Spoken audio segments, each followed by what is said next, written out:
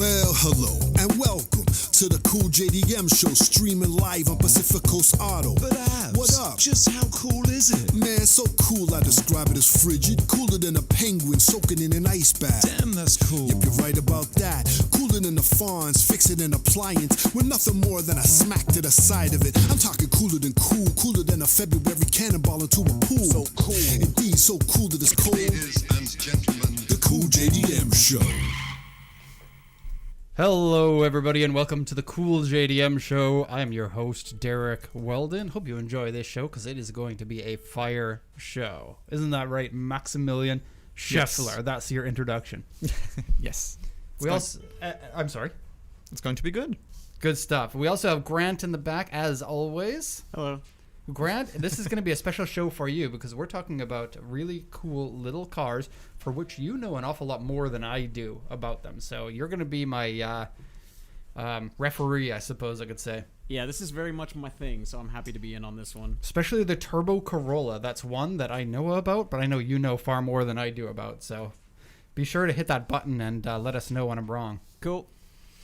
Okay, so in today's episode, we're going to run through everything. First things first, because I know this is going to be on the mind of some people. The reason why, Max, that I'm wearing a mask today is because, number one, I live in Japan. Number two, Japanese people and people who live here do this when they're sick. Mm-hmm. And thirdly, protect others. I absolutely care about you, Max. I don't say that sarcastically. And if I were to get you sick, because I'm sick, during this show, I would feel really bad. And if I don't have a mask on, I'm just basically attacking you with the germs the entire time. With the germs. So if you guys can put up with the mask, then welcome. If you can't put up with the mask, then you couldn't see the lips, right? But, now's a good time to leave if that concerns you. So in today's episode, we're going to talk about number one, the countdown to Magic Mike leaving PCA. To Magic Mike. We have changes to the channel that we want to talk about. We're going to talk about the coolest, not even joking, the coolest small Toyota. Also the coolest small Honda. And then the coolest small Mitsubishi, coolest small Nissan, and many other cool small cars. That is why this is called the Cool JDM show. You know, I picked the name the Cool JDM show because it was originally called the JDM Tight Show. Yeah, and then we didn't understand we got that voted down. Yeah. And it's also not as relevant. Like 10 years ago or 15 years ago, something called JDM Tight would have actually meant something. And it's kind of a play on words, right? Yeah. But the Cool JDM show, we kind of reworded it to be very much more like me because I can't stop talking about how cool things are. It's my go-to adjective. Adrius LV says, hello. Hello. Good. We also had a PCA. Well, I'm in the middle of a list here. Sorry. And you're like, let's go into the comments section in the middle of Derek talking. We had a PCA video game tournament, and we'll talk about the results, but we ended up not having enough time to finish it. So we're only halfway through, but we'll let you know how that went. And then finally, after 3 times trying, we're going to talk about the Nissan Cube tuning culture here in Japan that you definitely want to stick around for. After that, of course, as always, we got Q&A at the end of the show. So if you have questions about importing cars from Japan or the process or about my current hairstyle, go ahead, put those in the chat or in the comments section. You see that? We got brighter, didn't we? Oh, yeah. Okay, you talk while I fix. Okay. In the comments, Mr. Gula Oro said JDM stands for Japanese Derek and Max. Which is kind of funny. I like that because it's like the cool Japanese Derek and Max. Not like the regular one, the but cool the cool Japanese. One. So if this gonna keeps popping off. You know, one of these days we can get real lights for the studio instead of just shop lights that we put a paper over to diffuse the light. If you want to do that investment, I'm happy to find better lights. So before we get into the main topic today, I want to talk about 2 things, and these are some changes. Max and I had a meeting, and we decided that now is about the time to kind of review things and see how they're going. We will... We're picking up Grant in the background. We're picking up Grant. Yes, Grant is talking. I muted him. Grant, you've been muted for now. We still need you for later. I can't do this without you. So, 2 things is the show and the rest of this channel. So we got 2 channels, right? The Drives Japan channel and the Pacific Coast JDM channel. The Pacific Coast JDM being the main channel we want to kind of freshen things up a little bit. And firstly, the cool JDM show, we might want to make some changes. The first comment today said, I'm unable to stay up for this show, with a sad emoji. And then he went on to say, enjoy everybody. We want to kind of fix that a little bit by moving the show a little bit earlier. We realize that for a lot of people, like our core audience is North America, and this is fairly late for a lot of you guys watching. So we want to move it forward a little bit, but we're kind of constrained because we live in Japan, obviously. Japan has its own time zone that is separate from North America. And as a result, we can't do it too early because it's already a bit of a rush. We come in at 9, we have 2 hours to kind of prep. And then we got the show. So we're going to maybe move it forward half an hour, or earlier half an hour, to give you guys a little bit more time. That's what we want to do. We're not set on this yet. This is just one of the ideas.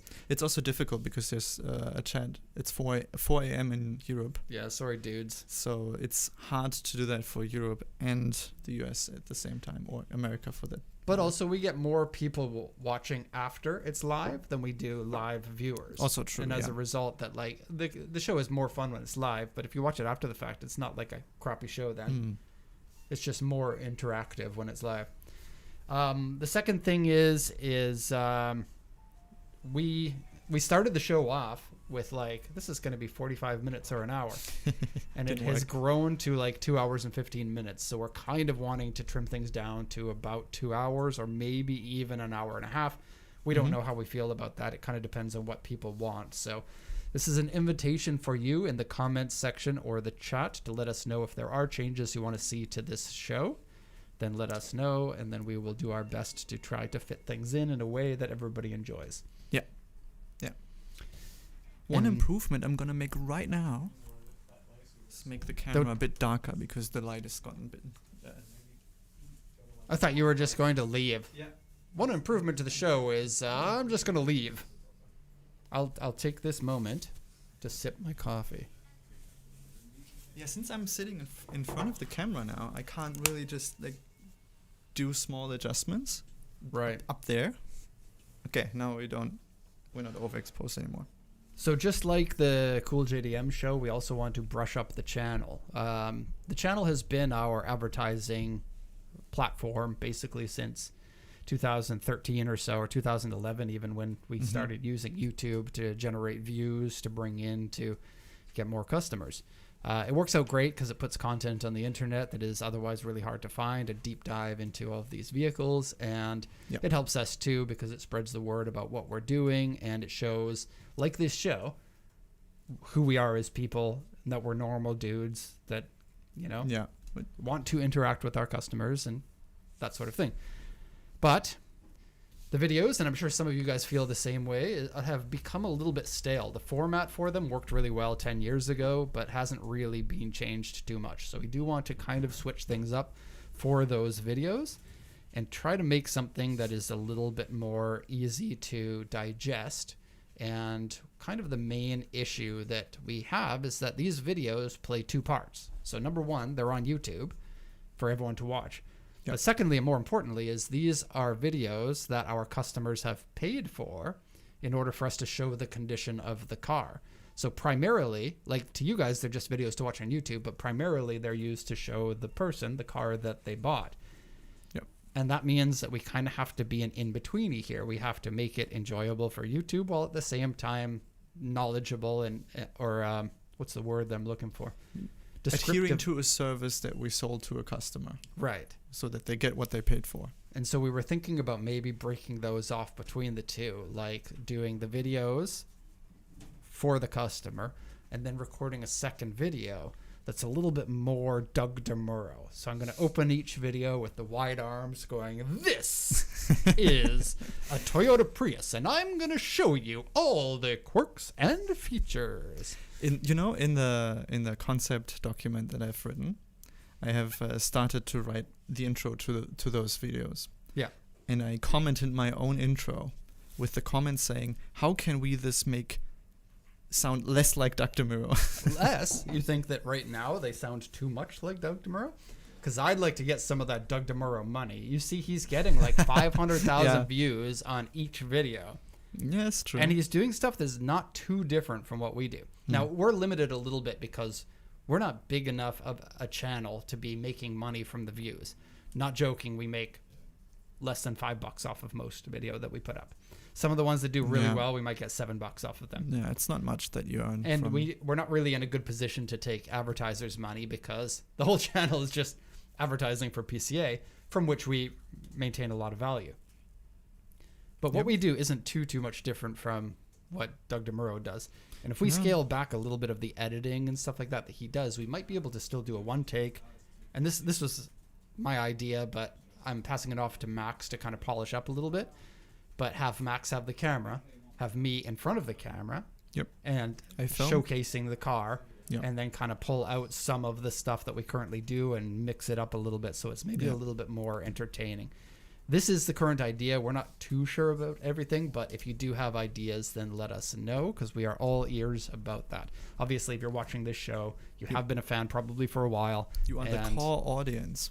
You are smarter than us when it comes to what you want to watch. Otherwise, we have to read your mind. Yeah. It's not about the algorithm too much. Personally, I've kind of tried to distance recently from blaming the algorithm. And we're just... Come on, it feels so good, though. Yeah, but I want to try to make videos that have a promise and you have something out of them. And that's what we need to communicate clearly. Communicate? Did I say something different? What did I say? I know you're going to watch the show afterwards to see what you want. Yeah, I will. No, I mean, everyone understood what you meant. I'm sorry for calling you out. It's all right. Max. Okay, so we're going to jump now into the rest of the show. We're going to go into the... this is the cool small JDM hidden gems that aren't K cars. And the reason why I thought about this is because there are a ton of videos about Japanese small cars, but they all focus on the K cars because they're so different from what you can get around the world. But unfortunately, because all the focus is on the K cars, there are a whole bunch of sub-compacts. I'm talking like 1000cc to 1.5, maybe up to 2 liter, like small cars in Japan that are fantastic, especially in the 80s, 90s, and early 2000s, that a lot of people don't know about because they're just not explained to the rest of the world. Including me.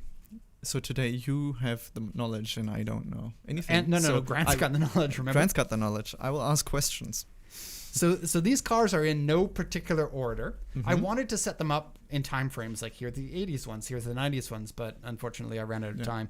But I think it's just as fun for not knowing what's coming next. It might be an old car, it might be a new car. And I'm sure that I missed some amazing cars. So if you are in the comments after this section and you're thinking, why did they miss this car? I did have to cut some of them because it got a little bit long. But I do want to hear what some of the other ideas are because there are a whole bunch of really cool, fun small cars that I'm sure that I missed. And a little Easter egg too. 3 of the cars that we're going to talk about are cars that we used in endurance racing on videos that have not been posted yet. Yes. So this is a sneak peek into what cars we ended up with in the endurance race. And I'm not sure if I'm going to say which ones that they are, but I probably will. One of them we bought, but we never took it endurance racing. We just kind of bought and left it. Yet. And we have a reason why for that, actually. We will explain in a little bit. So the first one, and this is going to be no surprise to anybody here. Wait. Drum roll. There it is. It's our car. Of course. It's cool, small Japanese cars. I loved this car when we bought it, but my love for the car grew over the years of us owning it, and it has now been probably around 10 years we've owned this car. The BB Open Deck.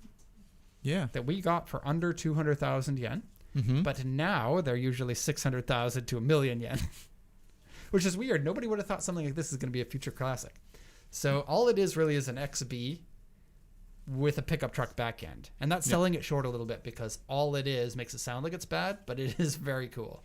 Any car that has a regular version and then the manufacturer is like, and let's make a pickup truck version of it, in my mind is ultra cool.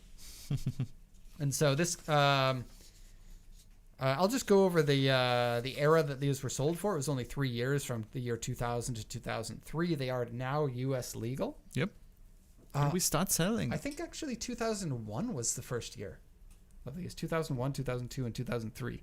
And we have sold a few to U.S. buyers, but they're only just now legal, so it doesn't happen very often. We just got one yesterday. Yeah. You said yesterday that the proportion of us selling open decks might be quite high in comparison to how many that exist. Because, and you guys can see this, the channel logo is an open deck, right? Because I just love these cars. June 2001 was the first. And it's just a Toyota Vitz underneath.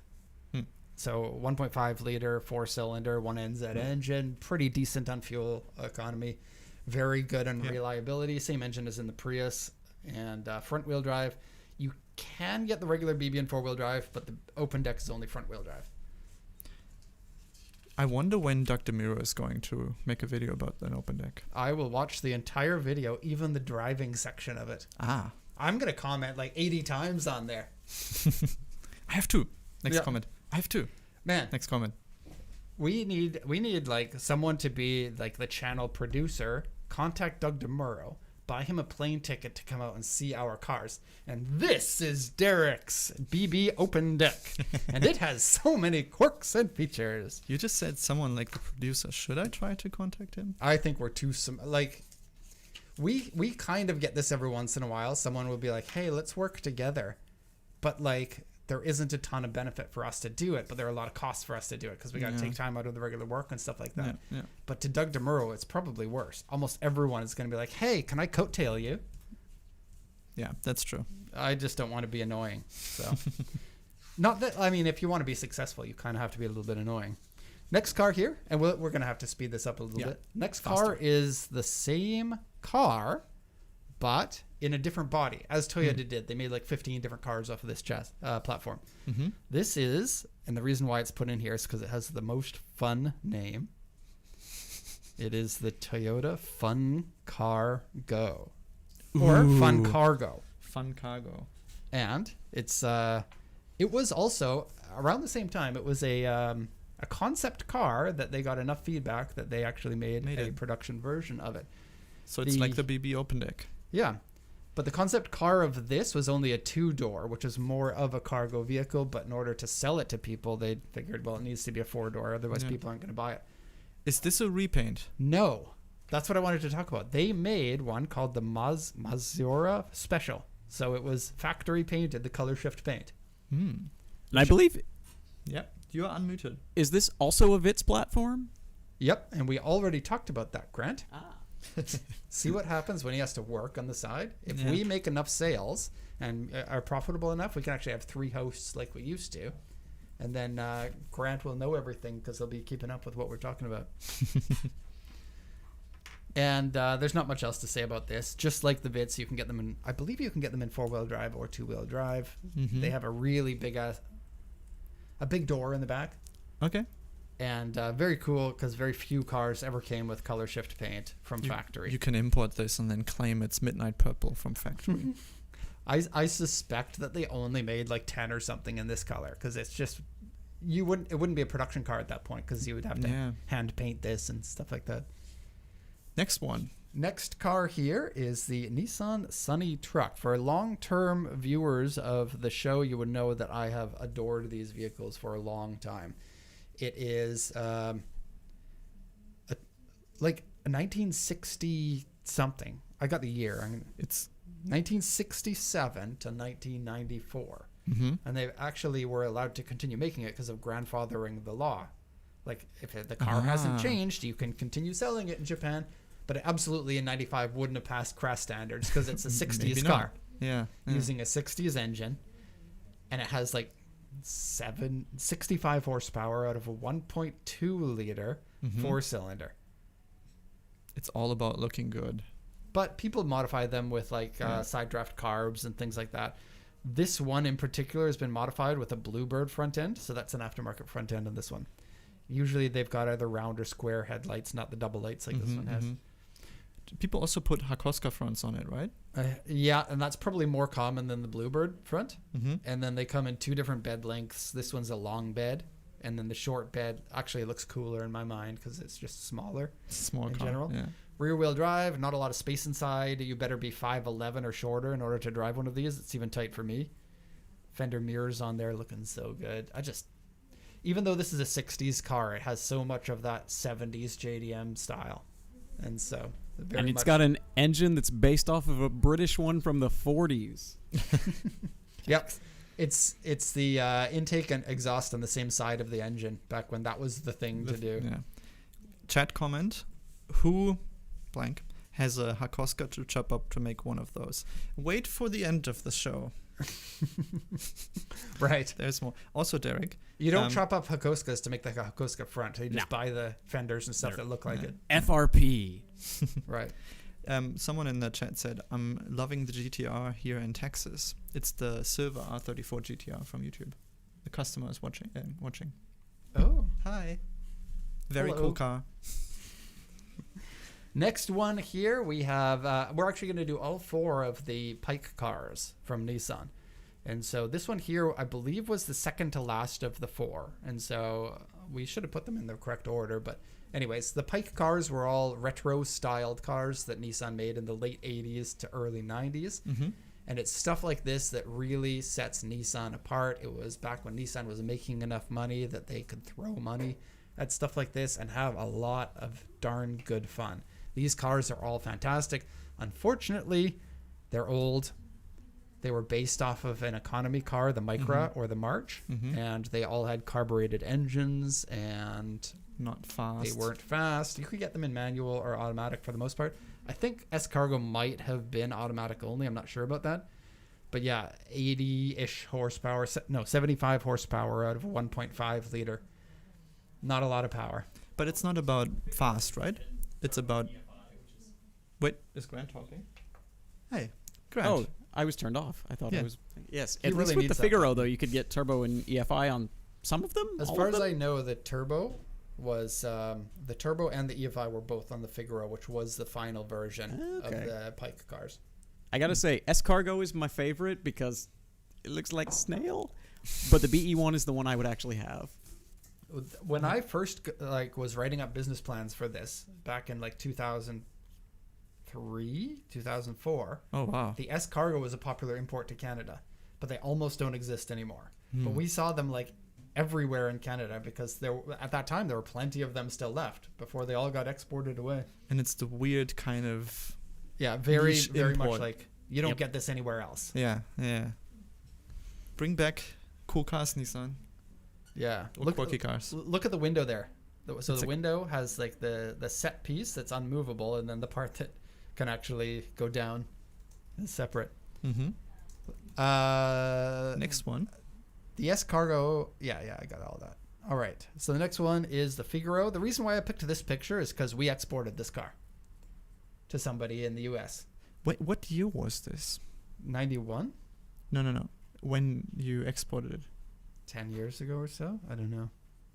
We had I it on the feel channel. I feel like I've seen that car at the Stance Nation event Oh, really? before the video went up on the channel. This picture here is from Speed Hunters from a Stance Nation event. And I contacted Dino because I had a connection to him through somebody else that I know. And I said, you shot this car and then we bought it and it's really cool. So could we get a framed, I'll pay you. And can we get a framed version of the picture that you took of it? And he's like, yup. And so we sent the customer a framed version of the car because we just thought that it was so cool. That is cool. Yeah. Nice that he said yes. Yeah. That's pretty Super cool. It did have fake brakes on it though. Fake brake calipers. Oh. Yeah. So it Was was it a like show car. Stick a monoblock looking caliper over a normal... Okay. Yeah, sure. Very much that. And then obviously the Figaro is worth an awful lot now because they look really unique and there are a ton of them in good condition. Well, there are a ton in bad condition, but people had the foresight to keep them in good condition for some collector grade versions, but those ones tend to be really expensive. We're talking over 2 million yen now. Oof. Next one. Figaro is 70. Oh, this is weird. So the Figaro, instead of getting the 1.5 carb engine, got a 1 liter fuel injected turbo engine, but had the same power as the 1.5 carb at only 75 horsepower.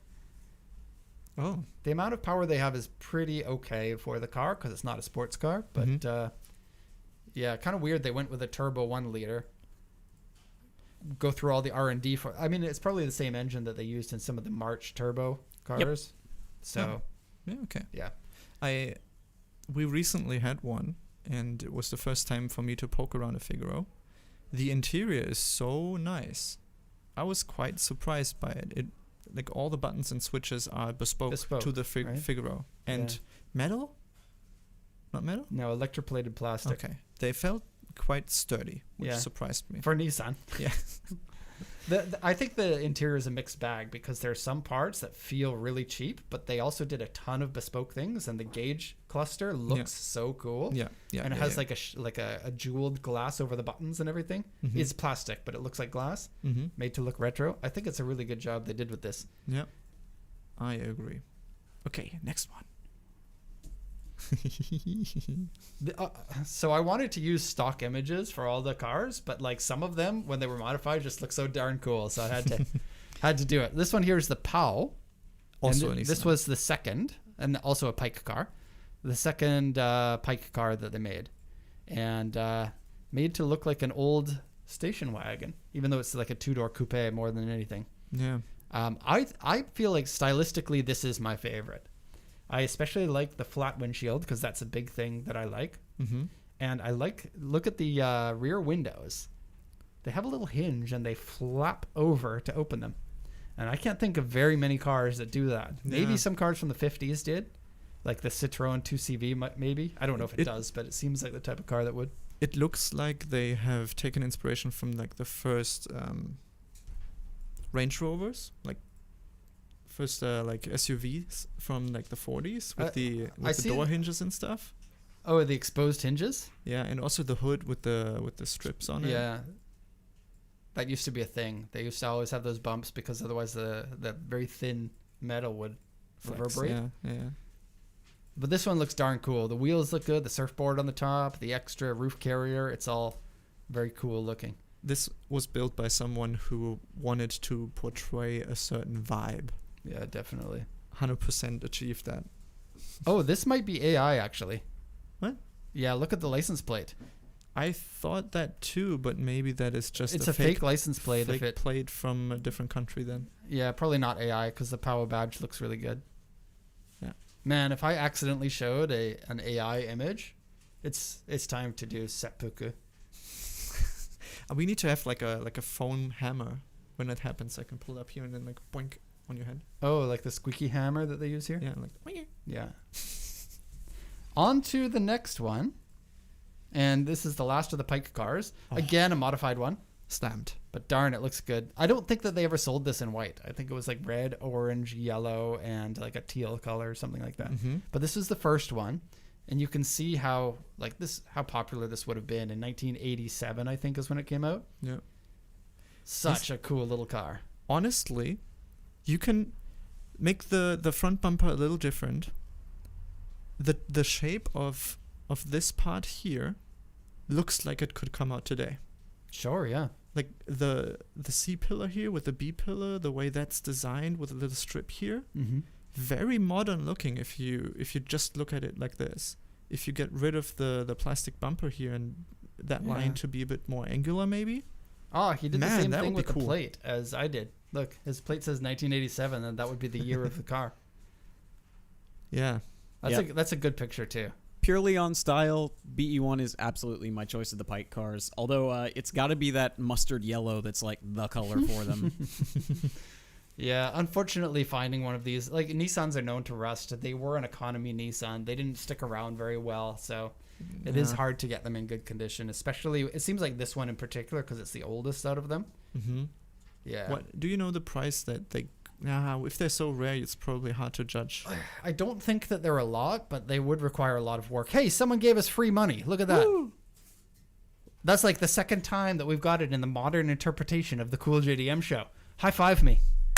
Thank you very much Thank to John Wayne 5100. Now you need to also read the comment. You can read it from your screen. Importing a Forester STI via a local importer, found out that they work with you guys. Was very excited.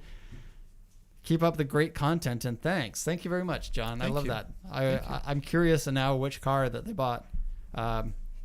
Forester STI. There can't be too many Forester STIs that we bought recently. Mhm. Grant, can you clue me in?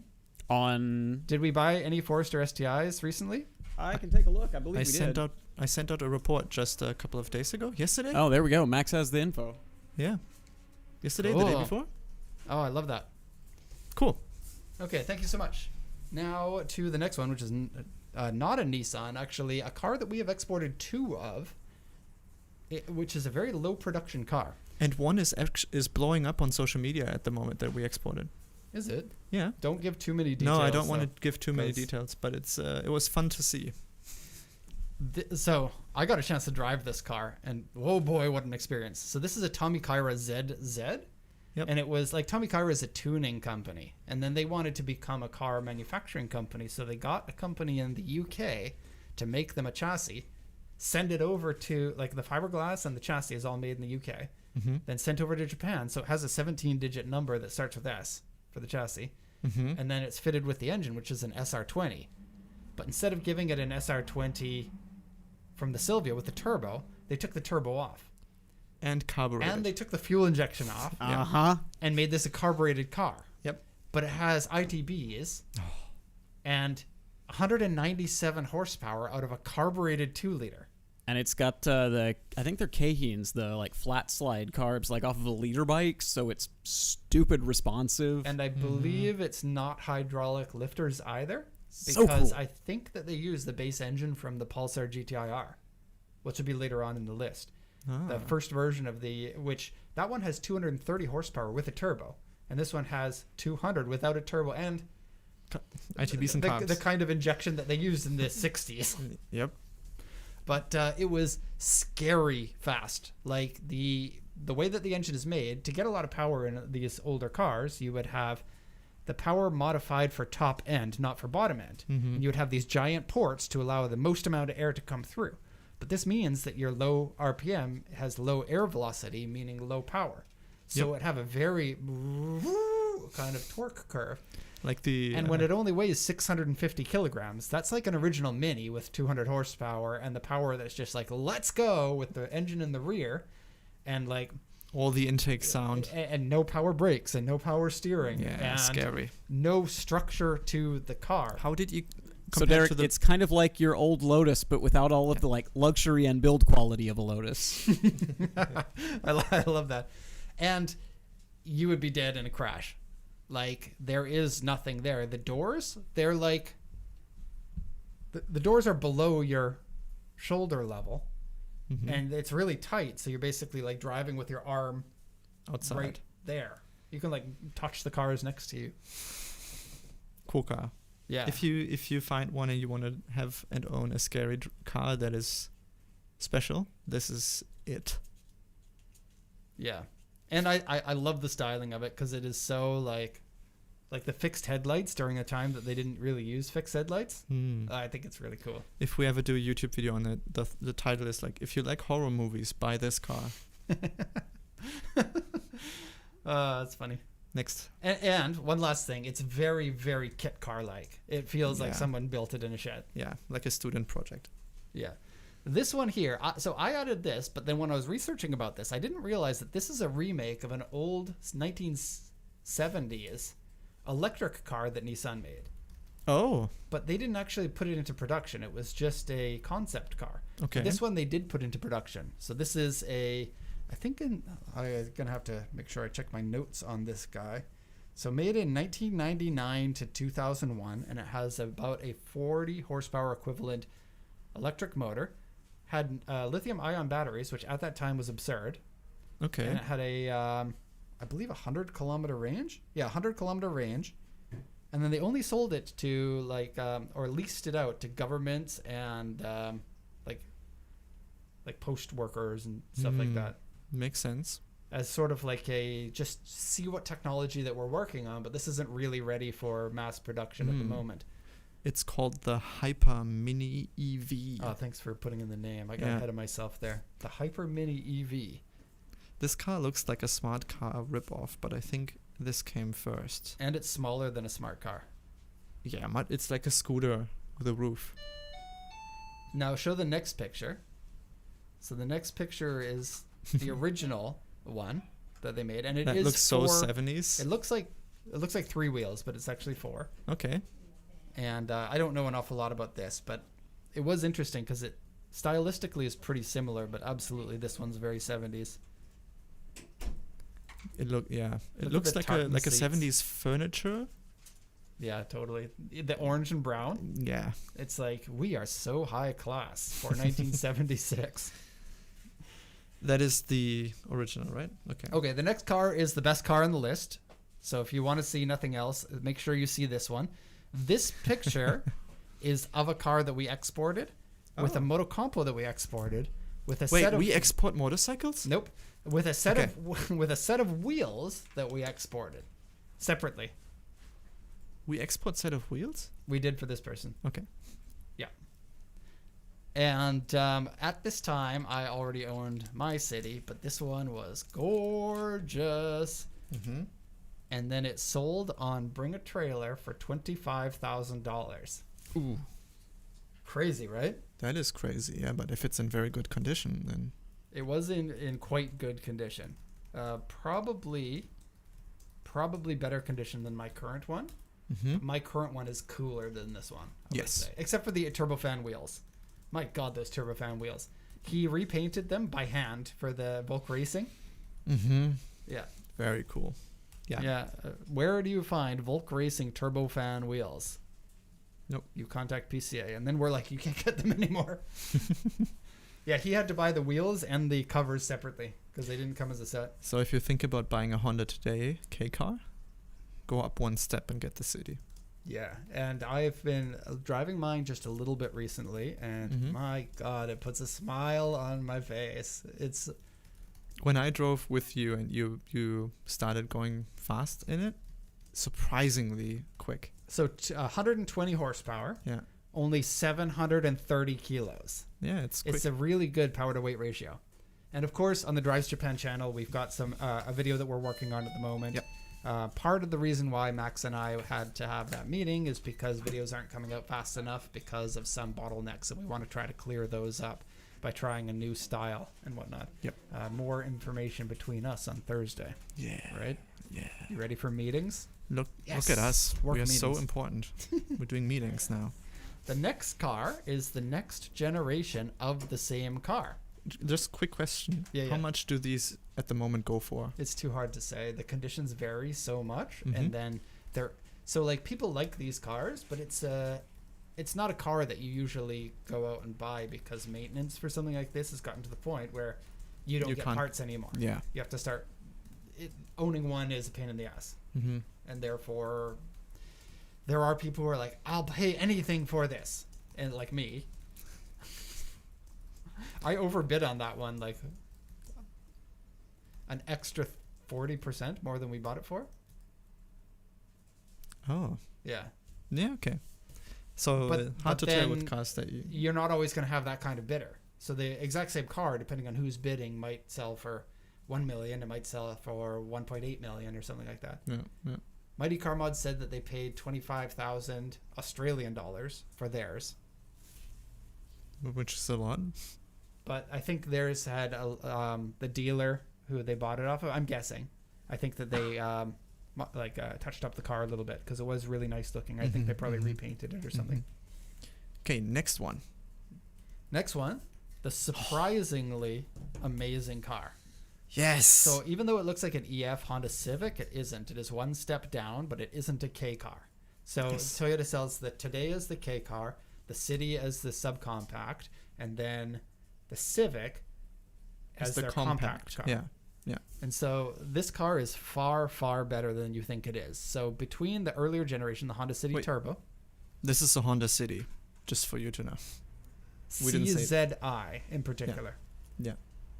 And then Honda between the City Turbo and this generation really upped their handling game. And so this one actually handles like the EF Civic. It Handles is great. Yeah. fantastic.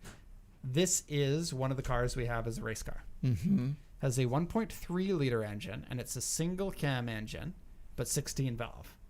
Mm-hmm. Nonetheless, it's still 99 horsepower, and then the car only weighs 680 kilograms. For all the people in North America, this is a D13. It's the little brother for the one we got in the EF Civic Si. This car was the fastest car in Japanese autocross. Yeah, It was a modified version of this. Yeah, it was the meta for winning, basically. Yeah. And still, when you rock up with one of these, people are like, "Oh, shit." We parked one, like when we got ours, we parked it at the gas station. And like, do you remember this? Yeah, when we watched it for the first time, right? And like everyone's looking at it. It had a set of TE37s that were a little bit too big for it. And boy, oh boy, it looked good. It was the one in the thumbnail. Yeah, That's our race car. So that's you can, our one. and that was when it was on the small wheels. Yeah. When it went to the TE37s, it looked even better. You only need to drop them and put wheels on it. This basically is just dropped with wheels, and they look so freaking cool.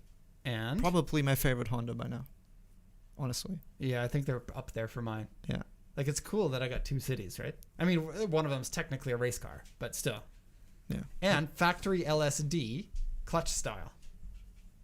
Are they For really? the CZI. Wow. I might be wrong about that. I know As ours soo- as has soon one, as- but I don't know. As soon as Grant says, "Are they really?" You're like, That's I his don't know. nice way of saying you're wrong, idiot. They are a factory LSD for the CZI version of them, but I Cool. don't think that they're clutch version. Hmm. There was like a CXI or something like that it was basically the same car without the LSD. But yeah, the factory LSD in like 1990 was a darn cool thing. Did you know that the car that we have has an 11-point roll cage in it? 11 points? Yes, 11 points. And has upgraded Willwood brakes and a clutch style LSD, and it is the best handling car I have ever driven on a racetrack, bar none. And a one-off full titanium exhaust. The only problem is with 99 horsepower, it's still not very fast in a straight line. And it leaks a lot of oil. And has broken power steering. Well, no, it has no power steering. It has no power. Yeah, right. We broke it. Some idiot took it out. That's one. all to come in the Drives Japan channel, so make sure you subscribe to that if you want to see more about that car. Yeah. On to the next guy here. This is a little bit of a curveball here. So this one here is a Daihatsu Charade GTTI. These came with a 1 liter turbo engine and 105 horsepower. So 1 liter turbo, 650 kilograms. This, I think, is especially interesting because Daihatsu at some point wanted to be a competitor in sports cars. This was a rally homologation to do Group A rally. Oh. And they were like, if we win at rally, people will buy our cars. And they had some great hot little hatches. But now Daihatsu is all about K cars. And they don't do... I think the only cars that they sell that aren't K cars are just rebadged versions of other cars, like the Daihatsu Rocky.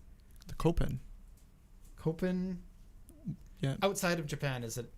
like not a K car, Yeah, right? okay. But in Japan, they only sell them as K car, I think. This is a question for Grant.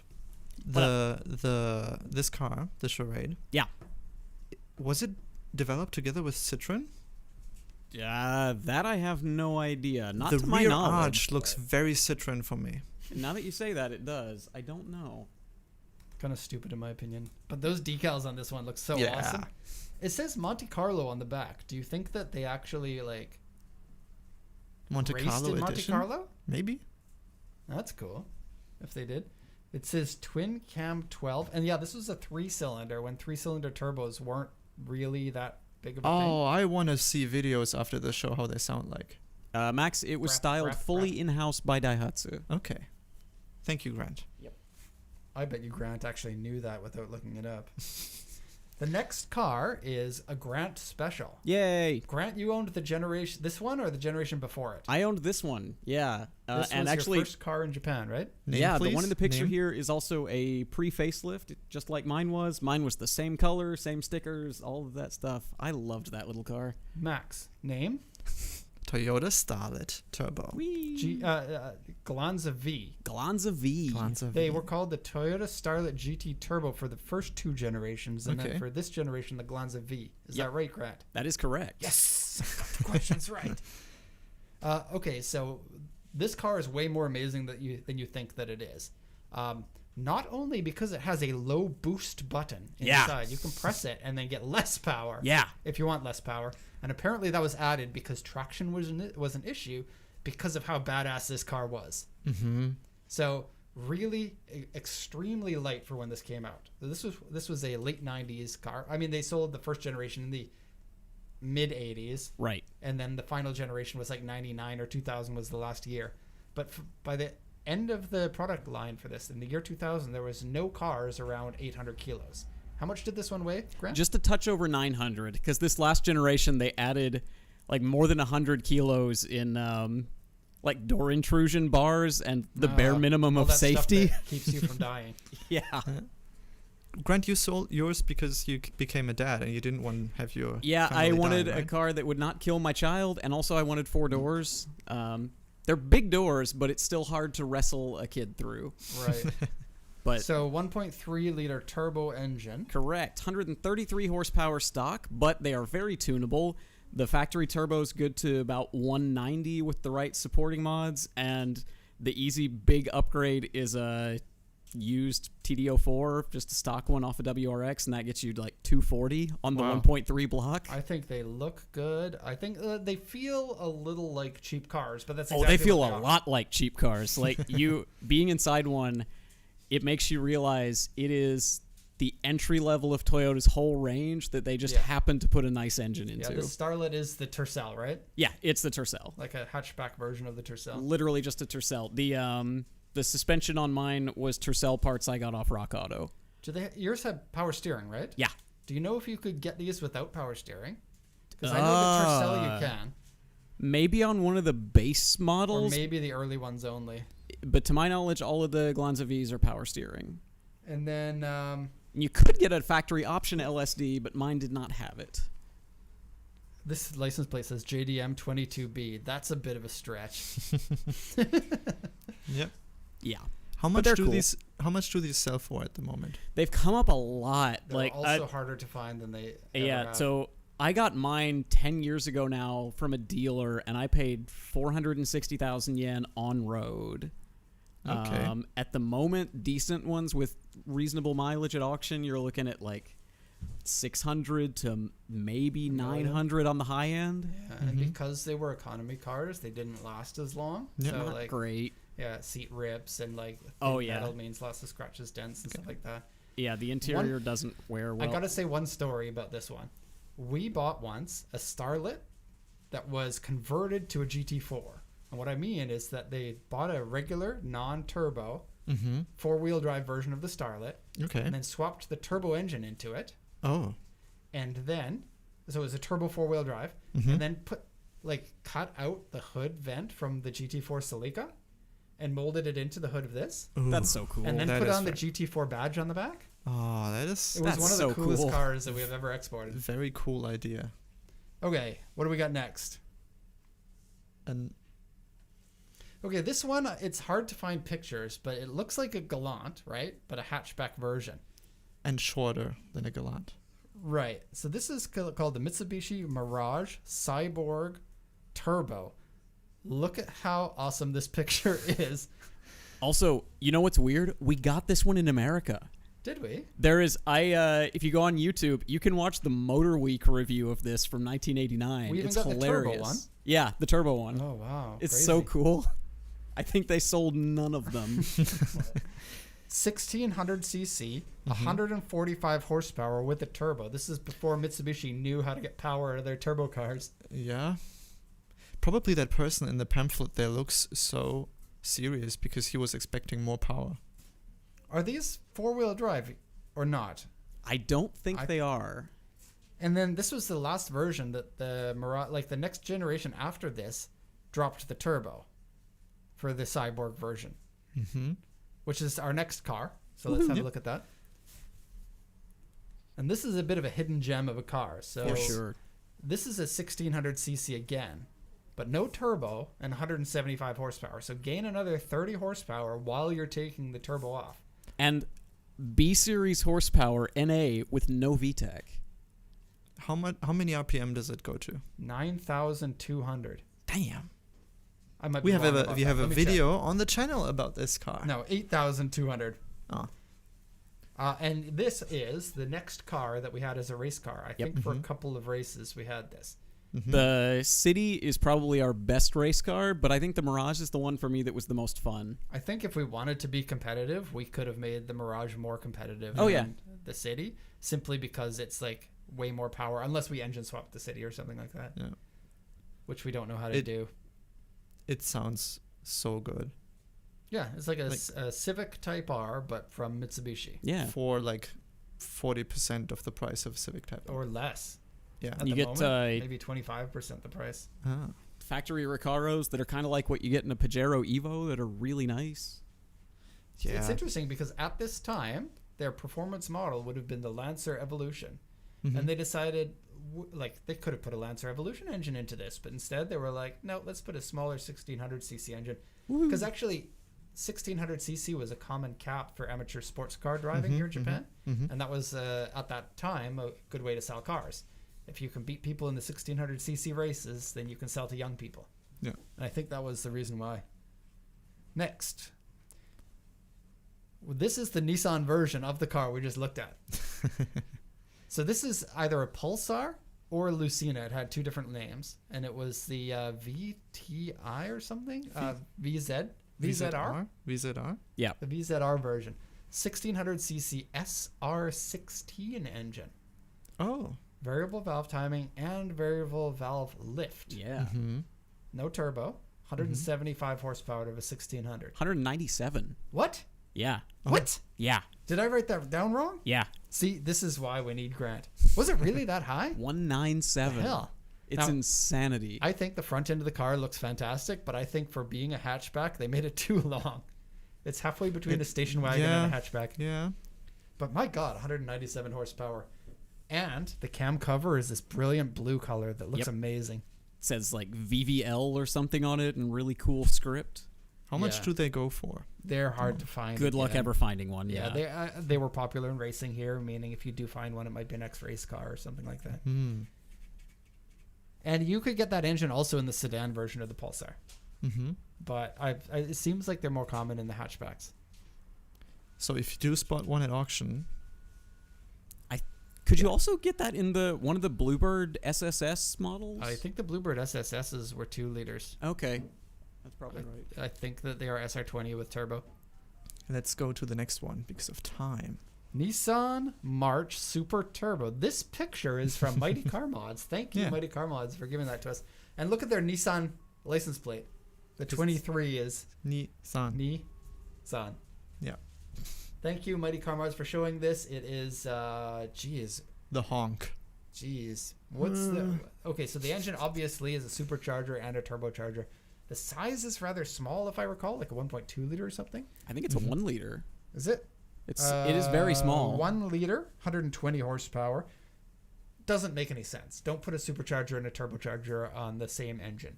Yeah. On paper, it kind of makes sense because, the turbo gets higher, like the horsepower at high RPM, and the supercharger gets at a low RPM, and this is a technological marvel, but Nope.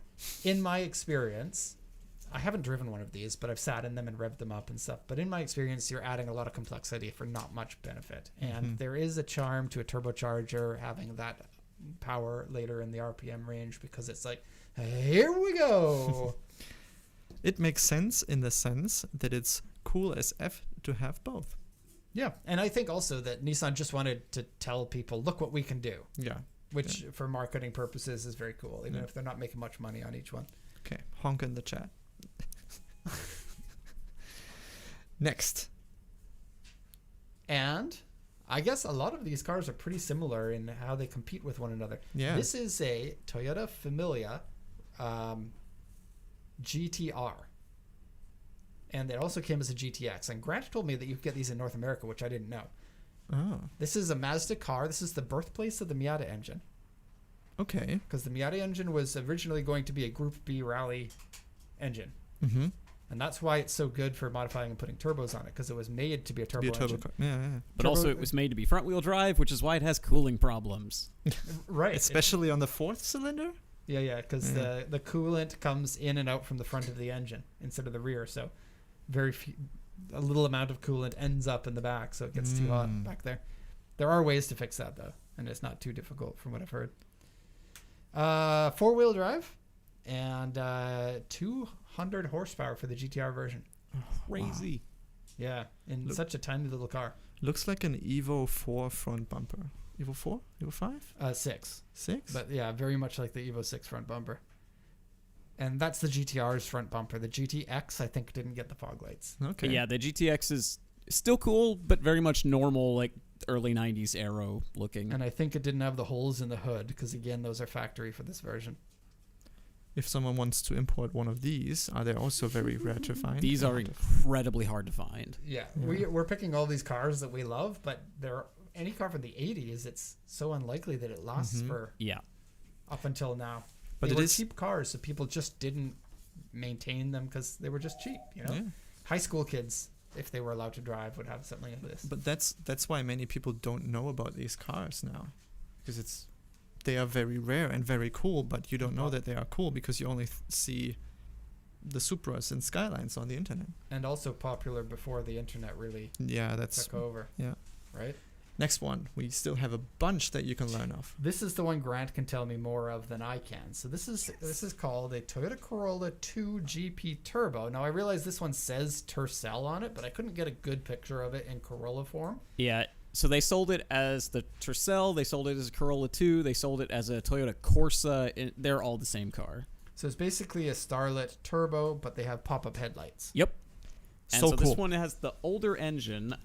Both of the Starlets we talked about earlier are a 4E. This is a 2E. Oh, I so didn't it's know that. a single cam instead of a twin cam, and it's 12 valve instead of 16, but still makes 110 horsepower, which for 86 is solid. And this one, more than anything else, is going to be one of the hard ones to find. 'Cause Yeah. I don't think I've ever seen one of these at auction. Sometimes they do come up, and every time Grant is like, "Oh, there's a Corolla 2 at auction." Yeah, we both I've like seen scoop over to his computer. Yeah. I've seen precisely one at auction and one at a dealer. 1.3 liter engine, 110 horsepower, which would have been pretty decent for the size of the car. Yeah. Of course. And these are light. So 80s looking. The 80s Very- Toyotas that just totally do it for me. Very good design though.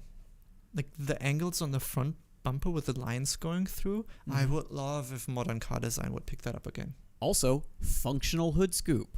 Yeah. Yeah. I think they look dreadfully stupid from the rear, but I just love stupid looking cars. It says So, GP perfect. turbo, not Yeah. GT turbo. No, it is a GP. Oh, did I get that wrong? No, Yeah, you are GP correct. turbo. It is a GP turbo. Yeah, it was. That's weird. It didn't. Why would you call it GP? Grand Prix, I guess? Yeah, I think so. On to the next one is the Mini GTR. So they sold these guys from 1990 until 1994. It is a Pulsar GTI-R, SR20 turbo engine with a top mount intercooler and a cheese grater on the hood. 4-wheel drive. And this again was made to be a Group B rally monster, but never made it out the gate because Group B was canceled. Can I have a Evo wagon moment again? Tell me what you're talking about. I don't like these. So these again, when I was doing the research for this, were a very popular import to Canada, but they were often in junky condition because they were like 200,000 yen back then. So Oh. like $1,500, and people would bring them over by the boatloads, and like very, very cool car. But I totally get it. It's just like my association with the car is that it hasn't been taken care of, and I don't know. It kind of taints my view on the car. Mm. But 230 horsepower, or 220, something like that. 230. And yeah, it's cool that Japan was like, we're all in on Group B with all of these cars, and then it's Everyone. like, sorry guys, snip. Yeah. Yep. This, the Group B AW11 that never happened. Oh right, the geez, what was that called? 222D. It had like the fixed headlights instead Yeah. of pop-ups. Yeah. So cool. Next we have. Okay, so this one here also came out in North America, but it's just so cool. It's a 4AG engined, basically front-wheel drive version of the 8.6. I guess Kinda, you could yeah. kind of say. Called the in Japan, I think it was called the The Corolla FX. Corolla FX. Yeah. And then in North America, the FX16, right? Yep. And this being the first generation, I love this picture because it's like 27-year-old Japanese guy. I work too hard in the factory, but I bought this car to have fun in the mountains. Yep. And it looks like he's having a lot of fun. He also lives in Shinagawa. So So he went money. and bought a cheap car, even though he lives in Shinagawa. Yeah. You only see expensive cars with a Shinagawa plate. And I don't think, correct me if I'm wrong, but I don't think Canada got the FX16 because I've only ever seen them in Really? the USA Oh, interesting. I did not know that. when I went over across the border or something. Europe Cool. got these with the 4A engine. That's cool. And I think that this one looks a little bit dated, but it's just the beginning of the 80s look for cars. So a generation before this, you would be very 70s, and then all of a sudden, all cars were angular. Okay, next.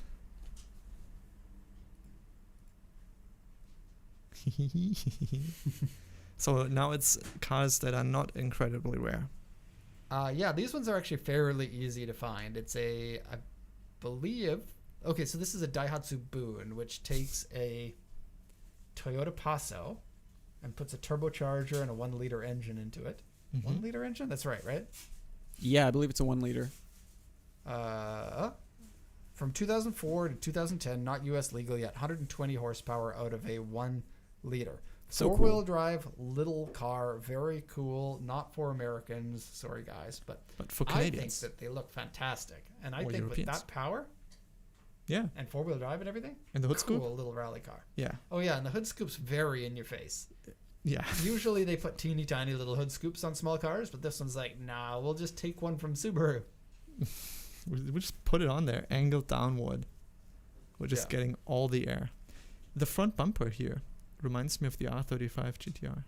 Oh yeah, there was a time where all front bumpers wanted to look like that. Yeah. But this is before the R35. 2004. When did the R35 come out? 2008? 2006, 7? 6? Those 6, 7. stealers of front bumpers. They could have used that in marketing. And we've got the front bumper from the Toyota Passo. Or I Daihatsu bet Boon. that would have helped Nissan. So how much are these? Because I think don't this know. is a They're good... like 800,000 yen. Yeah, And they can- I think it's because people use them for rallying. I have seen the best condition ones edge ever so slightly over $1 million.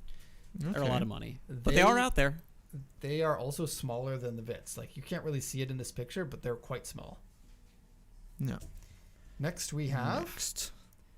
our third race car. Woohoo! We have one of these, and I specifically picked the Impol version of the car because we have an Impol version. It is not the same blue color, and it doesn't have the decals on it, but it does have that stupid huge wing on the back. Yup. It has 2. Ours has two. But that stupid huge wing was a homologation wing for racing.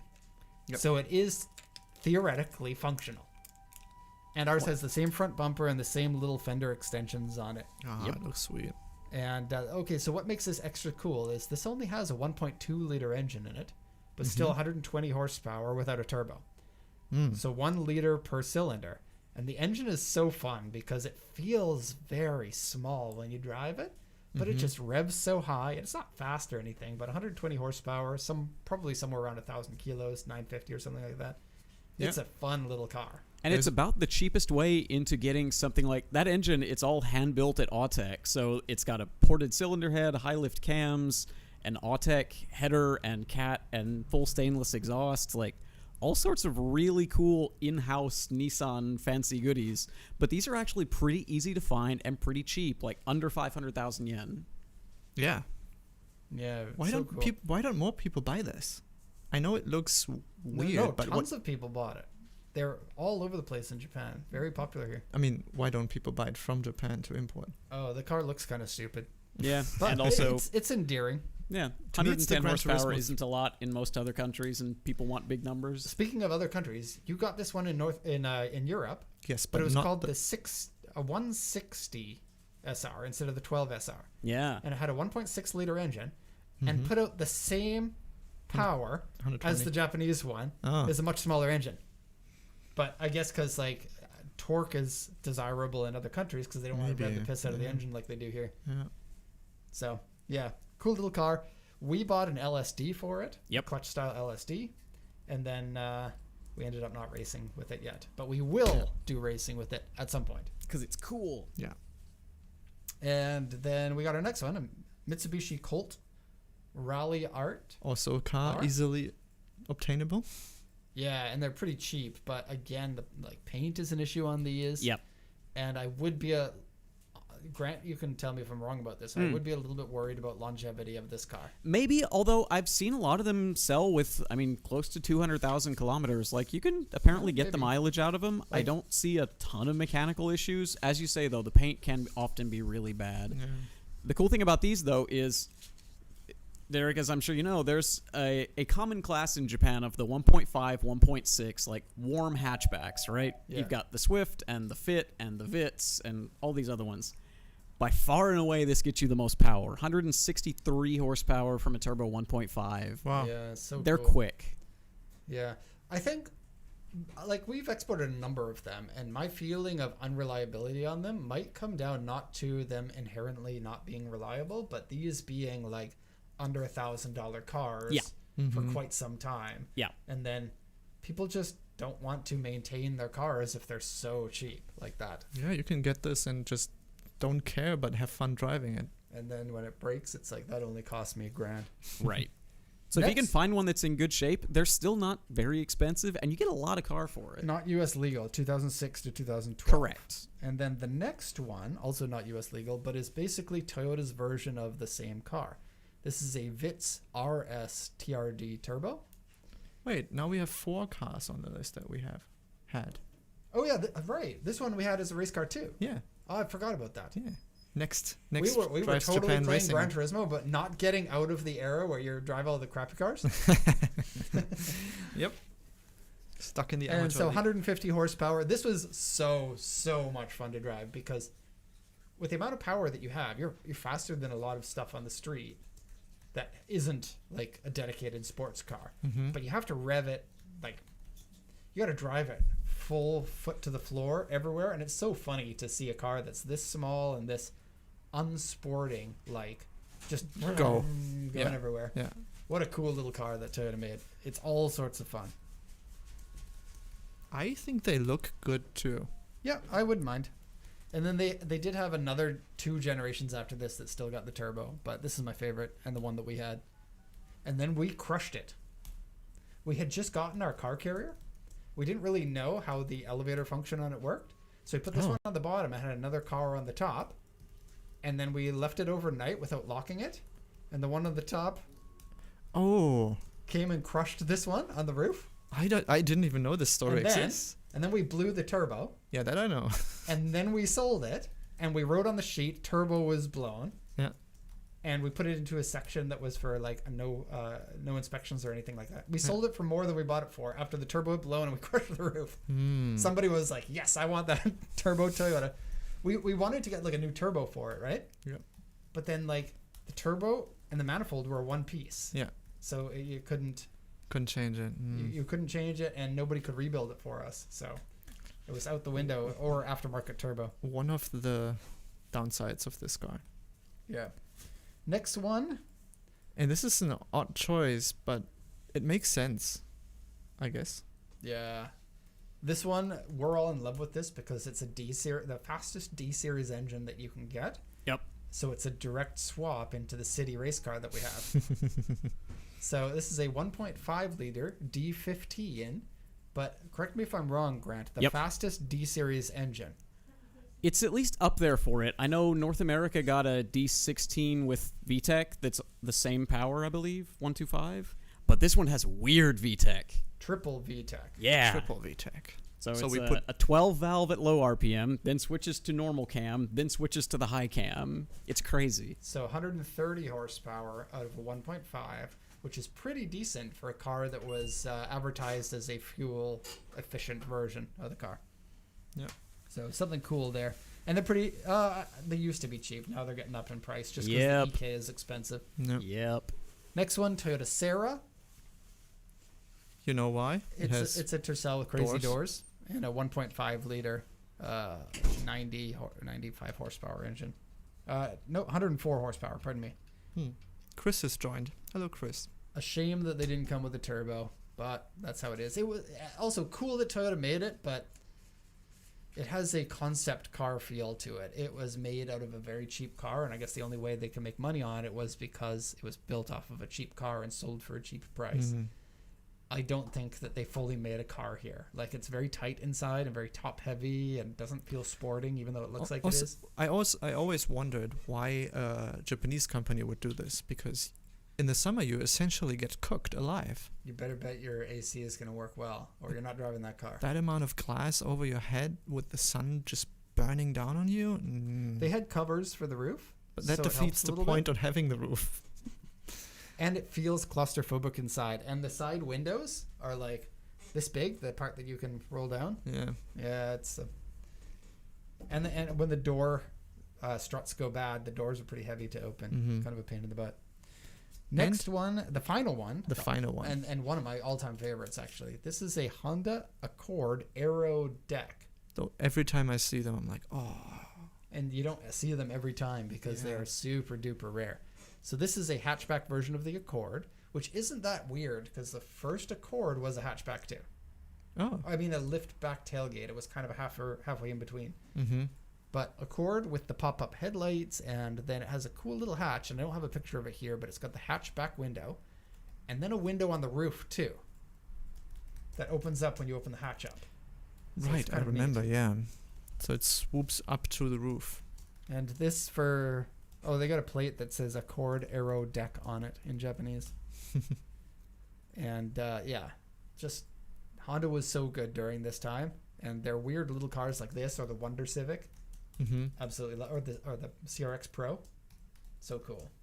I like the pop-up design on these because the pop-ups kind of disappear into the hood more on this than they do on other cars. Honda was all about that. Yeah. Yeah. And that's all that we have for the cool Japanese cars from the 90s. Or not just from the 90s, 80s, 90s, 2000s. Just small Japanese cars that aren't K cars. Yeah. And so they maybe weren't on your radar. Maybe you knew all about them. Maybe you did find out something new that is available and out there. And if you are an enthusiast like us, maybe you want to pick up something like that. Like a Nissan March 12 SR. Yeah, pick up one of those. They're darn cool. Yeah. Get one with an LSD in it. All sorts of fun. And ours, it comes with Olin suspension. Yes.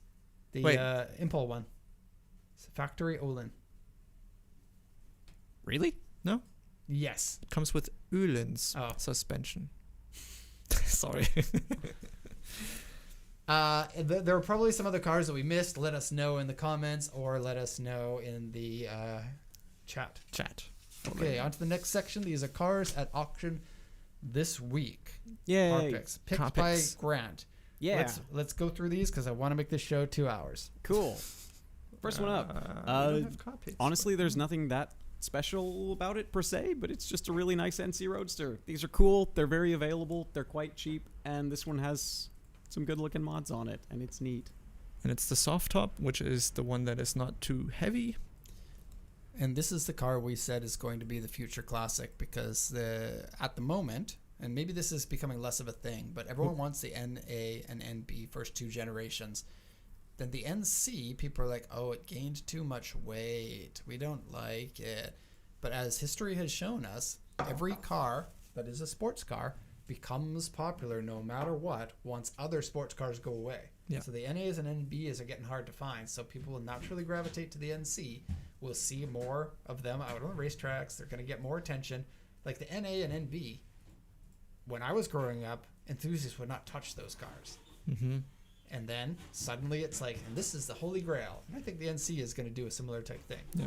It is heavier, but it's also a lot more structural. And the engine is also pretty much quite a bit faster than the earlier ones. Mm-hmm. I think a good indicator for cars like these is look at what cars are at Tokyo Auto Salon. Do they have these? Yeah. There was, I think, 2 or 3 NC Roadsters this year That at Auto surprises Salon. me. And Wow. one Altezza. And I haven't seen an Altezza in years at the Auto Salon. Same with the Wow. NC. And I Crazy. think the cheap cars that people disregarded as being too cheap will now, become popular again. Aftermarket exhaust manifold. Maybe. Yeah, maybe. So it's a grade 4 with 94,000 kilometers. This one has BNC. 109,000 kilometers. 109? Yeah. Where'd you get the 94 from? Never mind. It's never mind. No mind. Roadster RS. On to the next one. Cool. If you So buy next one of these, it's a Hilux pickup. It's not in great shape. It's got crazy high mileage, but I don't So know. it's worth $1,000,000 yen. They're very popular. You could paint it up to look like the one from Toy Story. Everybody Toy wants Story these. is in bad shape, right? True. It's So almost you- more authentic you that can- you've got you can LARP it. patina, You just need to paint it yellow and paint Yo on the back. right? But this is a gasoline version, right? A 1.8 liter gasoline Correct. rear-wheel drive. Correct. So it's probably about as cheap as you're going to be able to get one of these. They are almost regardless of condition, extremely sought after. Yeah. Mm. Well, this one here went 365,000 kilometers, so that's why people buy these Toyota trucks. Yep. You could just They're like, go. I get to go to 1,000,000 kilometers and you don't. Yep. Look what I bought. I got money. Look, the rust holes in the back. I've got money. Yeah, those 2Y engines are super robust. Yeah, Hilux. Let's see what's next. I like this right. pick, Grant. Yeah, last up, we have a Toyota Corolla Runx Z Aero Tourer. Because you know you want a completely generic looking Corolla, but it's got a 6-speed and LSD and a 2ZZ that revs to 8,200 and makes 190 horsepower. Like, such a And- cool random sleeper. And it's a Celica. Pretty much, yeah. It's a Celica that weighs 50 kilograms more than the Celica, which is But- not a lot. And you can carry your friends in it. Yeah. And luggage.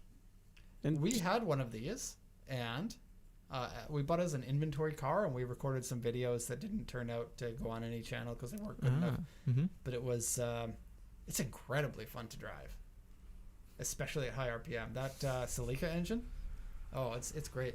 yeah, I also found out, I was digging around on these recently, and it seems to be common to get an aftermarket ECU and retune them so that your higher lift cam engages like 1,000 RPM sooner. Oh, really? Yeah. Oh, interesting. I always thought that the manufacturers would always put it in the area that's the most, the best for power, Right? but maybe not. Yeah, Toyota has this one. I think the high cam comes on at like 68 or something, like something ridiculously high. Yeah.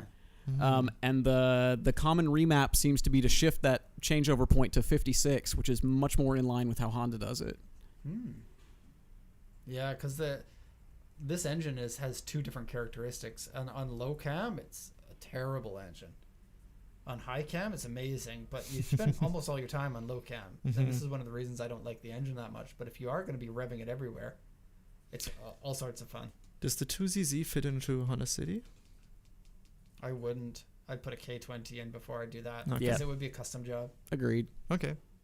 The K series is a better engine, but the 2ZZ is still cool. For this one, it's just the fact that it looks so unassuming NPC, and you got one very Uh-huh. special engine in it. It's the Also, the GA City that we have for a race car, very small engine room. If Yeah. you did a K20 in there, it would be absurdly difficult. I don't know how big the 2ZZ is. I was just purely going off of maybe this is smaller than the Actually, K20. people don't use this engine very much for engine swaps, except for like the MRS, Yeah, maybe. maybe. Yeah. So there you have it. If you buy one of these cars, we would be extra happy because nobody's done that yet. One year we've been doing the show, and nobody has bought one of the cars that we've shown. So either we have We pick incredibly stupid bad cars. taste, or the customers have. No, what I think it is that we pick the cars that are fun and not necessarily in good enough condition to buy. There are a lot of them where I look over the sheet and I'm like, well, it's got a bunch of rust holes, but I wanted to show you guys something cool from the 70s. And now on to the next section, and we're doing pretty good for time. I think. Time is good. We will get to the Nissan Cube this time, I promise. Yes. All right. So first thing, a little bit of a sad topic. You guys know that it's coming. Mike is going to be leaving us, as you know. That's why he is not hosting the show anymore. He is behind the scenes, frantically making training manuals with all the knowledge that he's going to leave without when he leaves. He's gone at the end of this month, which means only 10 more days, or 7 working days. So we are absolutely on the countdown now. The person who's coming in to replace him has already been hired, but due to visa issues, he's not able to come here until at the latest September. So we're going to be several months without one of our key players, which is going to be a little bit of a struggle for us. Yep. If things get terrible, we might have to drop the show. I don't want to, but we don't know how busy we're going to be during that time. We will see. Is that why we've tried to educate? That's a bad thing to mention. I just, like, if people like the show, they're going to stop buying from us. Sorry, what you were going to say? No, it's nothing. Can we get a name reveal for the new mic? The new mic's name is Dave. Or David. Technically David, but I've always known him as Dave. Okay. You'll hear more information about him. I'm not too sure if he's going to be somebody who wants to be on the show. Mm-hmm. Because part of being on the show is being an expert at things. And if you just come into this industry brand new, like he's coming in as a manager, so his skill set is in management, not necessarily car sales. Mm-hmm. So while he doesn't know a lot of what we do, he's still a car enthusiast and has been for a long time. And he's somebody that I've known for a long time, and I feel like I can really trust. And that's good. When it's like the position requires an awful lot of trust, and I really don't want to hire somebody who I think I can trust, only to find out later on that he's just a douchebag. That with such a pivotal position, it would be so dangerous for us to do something like that. I like the comment from the chat that I can feel Dave is going to be a good Mike. I think we should make the position title officially just Mike, not sales manager. That would be a little unfair to him. Imagine coming into a new company and being like, and you're the replacement for somebody else who's really good, so you better live up to them. Here's your business card, Dave. Position, Mike. Yeah. Okay, so the next thing that we need to talk about blindsided me a little bit. So we do the endurance races, right? And we put these videos onto the Drives Japan channel. We haven't done one in a while because we're working on the City and Motocompo videos and stuff like that, which we're going to prioritize. Yes, thank you. Max wants those videos out more than anyone. So if you're looking forward to the Motocompo and the City video, then... I'm kind of feeling bad that I'm pointing at you like every now and then. He's so nice when he criticizes me about some stuff like this. He's like, I'm really sorry to say this. I don't mean to be pushing you in any way, but can you do your friggin' work? Yep. We did these endurance races, and we took a year off because, for one, we need to rethink the channel. Secondly, the endurance races were a little on the expensive side for the amount of benefit that we got out of them. It was fun, though. And we always thought that this year we will go back to the endurance race because I hired a number of people like Jacob and Max saying, guess what? You get to do endurance races. And then they didn't, which kind of made me feel a little sad. And I don't know how it made you feel. I do want to go driving on a racetrack, yes, but I also want to make good videos. And I think most of the time the two things don't go together really well. So it's kind of torn in the middle for me. Yeah.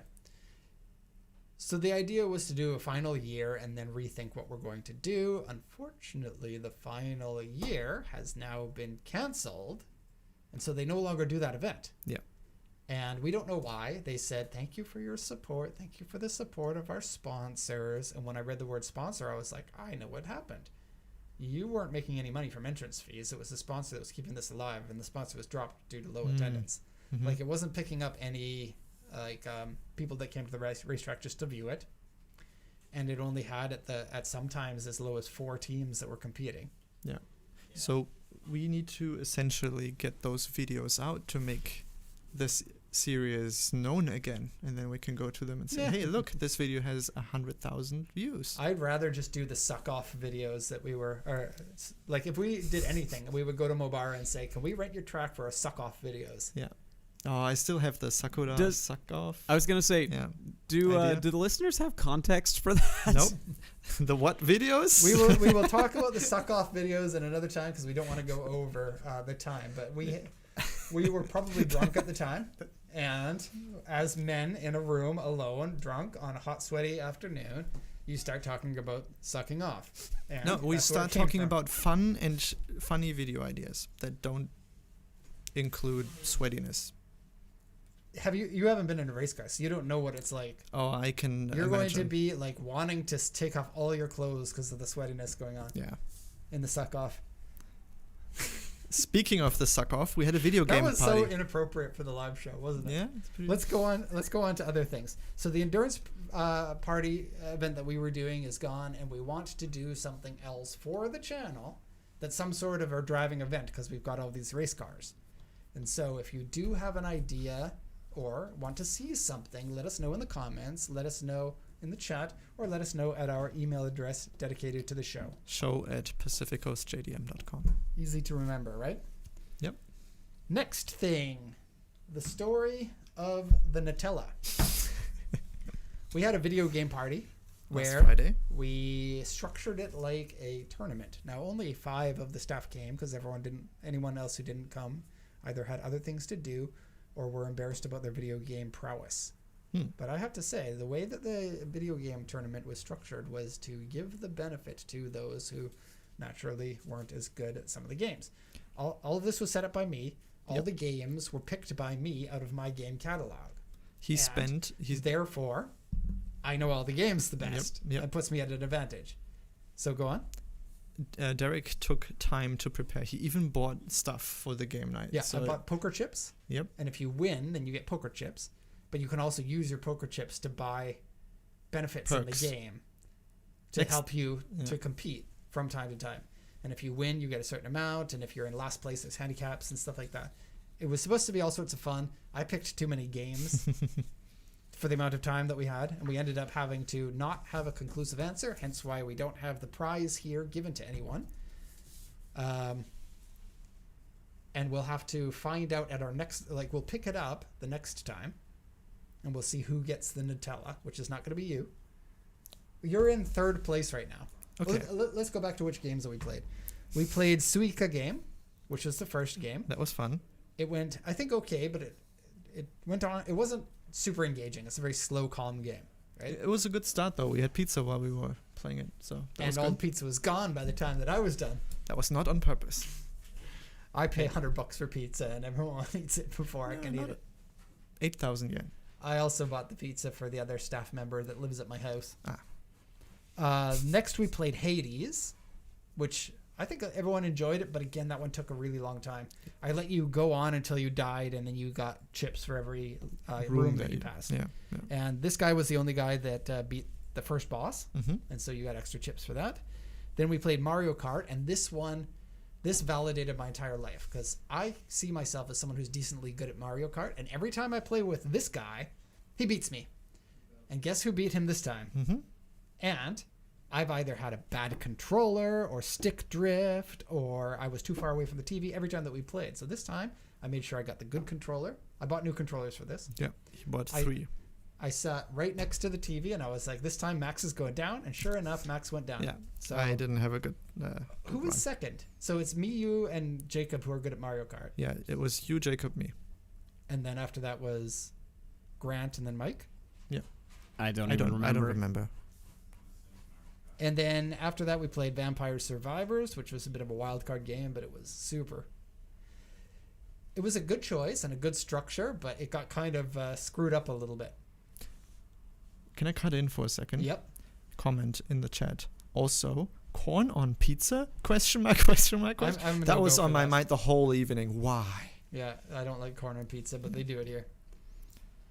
Grant lost at Vampire Survivors, and then when you lose at that game, it was the only game that you have a penalty of you lose chips when you lose at it. Yeah, a lot. And it was structured in a way where everyone plays the same character and passes the controller after 1 minute. And so Mike went, then Jacob went, then I went, then Max went, and then Max gives the controller to Grant, and Grant immediately dies within a few seconds. No, it was not within a few seconds. I made it through like half my time. Yeah. 30 seconds is a few seconds. And so Max was like, maybe we're thinking it's a personal grudge between Max and Grant, and I don't know. That is a question that is to be answered by Grant. And then we played Blind Super Mario, and so you were on this one on teams, and one person it was Mario 1, and you had to pass the first level of Mario 1 without looking. Yeah. But your teammate could tell you what to do. Like, oh no, a Goomba's coming. You better jump over it. Yeah, it was so much fun because by that time we had all had a few drinks, except for you because you weren't drinking. Yeah. But we had all had a few drinks and everyone was jumping into holes. It was so funny. It was so difficult. No one got to the end. Nobody did. Yeah. And I was pissed off too because like for whatever reason I couldn't find the pipe that warps you to almost the end. Yeah. And it's like the fourth pipe, and I was like, it's got to be the second one or the third one. I know this game. I grew up on it. A good time was had. We missed Fit Boxing, F-Zero 99, Metal Slug, and Smash Bros. We will be doing those for the second version, so we'll tell you how that goes. The current standings, the amount of points. Grant in last place with 2 points. Then You'll Mike, find out just how far off the pace that is in a second here. Mike with 21, Max with 41. Really close is Jacob with 45, and then me with 76. Yep. The guy who knows all the games has the highest amount of points. What am I supposed to do? who I was would've- trying to lose, actually. I didn't want to win. I don't want to be the guy bringing the fun to people, and then everyone's saying, well, you made it unfun by winning. It was very fun. Like, it was not about winning, but it was just fun. You guys should do video game streams. This would be good content. So I was thinking while I was developing this, is there an appetite for a once a month video game stream where we just drink and then show the games on the screen, and then have a sub screen of us and a floating camera to point it at that person? Yeah. I don't know if people would be interested in it, but I know that kind of event is fun and could be very fun.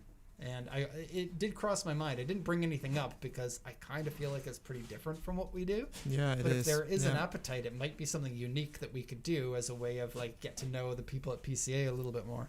I will watch you guys do anything. Yes, with multiple exclamation marks. Even suck off streams. Oh, there is an appetite, baby. Oh my god, yes. Okay. I also wanted to point out, just Yeah. Raindrop 240 commented, pineapple and jalapeno on pizza. Have you Okay. tried that? Pineapple, bacon, and hot peppers. Not specifically jalapenos, but any hot pepper is a darn good pizza. Jalapeno with pineapple pizza is even better than pineapple pizza. I agree. It's so good. I dig it. Yeah. Yeah. Not a fan. Sorry, Grant. Mute his Eh. mic. Next, we're going to be talking about the thing we tried to talk about I last don't- week, but we didn't have enough time. And then they tried to talk about it the week before that, and we didn't have enough time. So we are definitely talking about this. Okay, let's do it. So, a friend of mine sent me a picture, and you can see that picture right now. And it's a picture of a Nissan Cube. And don't forget, we're trying to make Nissan profitable again. Yep. So we're going to be talking about Nissan a lot in the coming weeks. And so, Okay. Nissan has so much coolness, but they just get it a little bit wrong in almost everything that they do. And here is an example of that. The Nissan Cube, a cool little vehicle, sold a lot, but people really don't care about the Cube very much, except for the nerdiest of the nerdy. And so here we have an example of a Hakosuka face Nissan Cube kit that you can get for the car. You can buy this. And then this sent me down a rabbit hole of all of the cool Nissan modifications that people are doing to their Cubes, which is way cooler than I thought it would be. To start with, though, this one here, it's going to be hit or miss, right? People are either going to be like, wow, that's cool, or they're going to be like, I vomited and I don't want to clean that up. Or people So say just this is leave it on the absurd. floor. So you can see they extend the front end with a face piece that goes onto the original hood. And Same with the fender, side fenders, yeah. right? And then it's got the Hakosuka looking front, chin spoiler, and then the back end just gets a rear bumper with the Hakosuka tail lights integrated into it. Mm-hmm.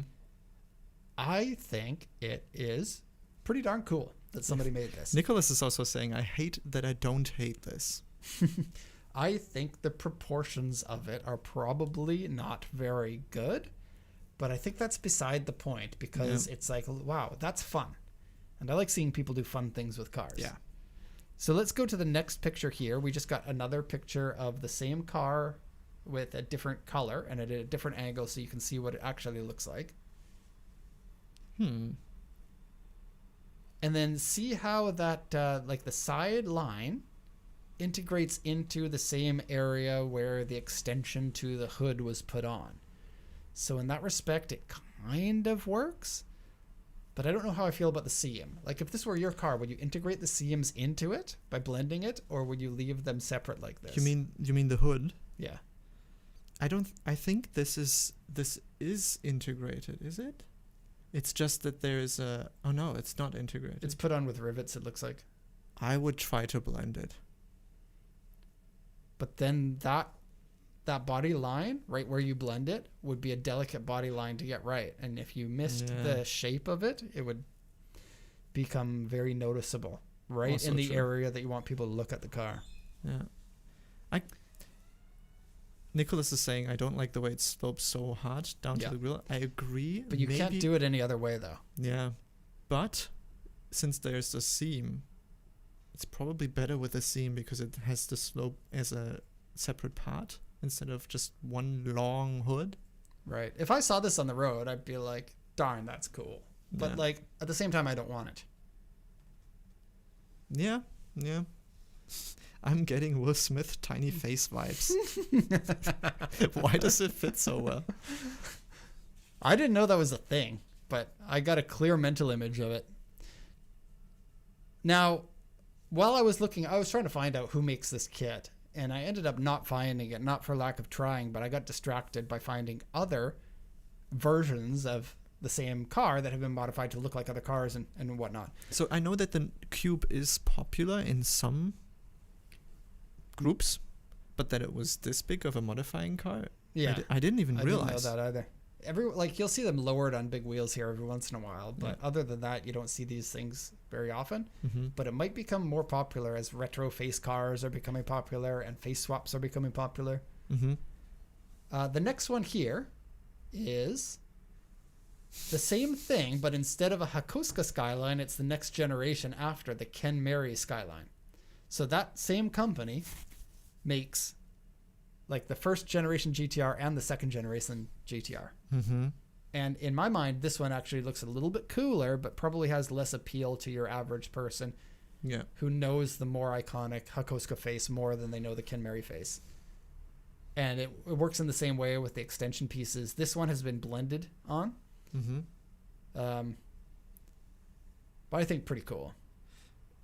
It's just weird to me because Fender it's mirrors. very square look to it, Yeah. and all of the windows on the car are rounded. So it's, It's better than the next generation, which is far worse in that same regard. But yeah, the car is boxy, but actually round at the same time. I think that they did the styling pretty okay. Yeah. For like a mass produced economy car.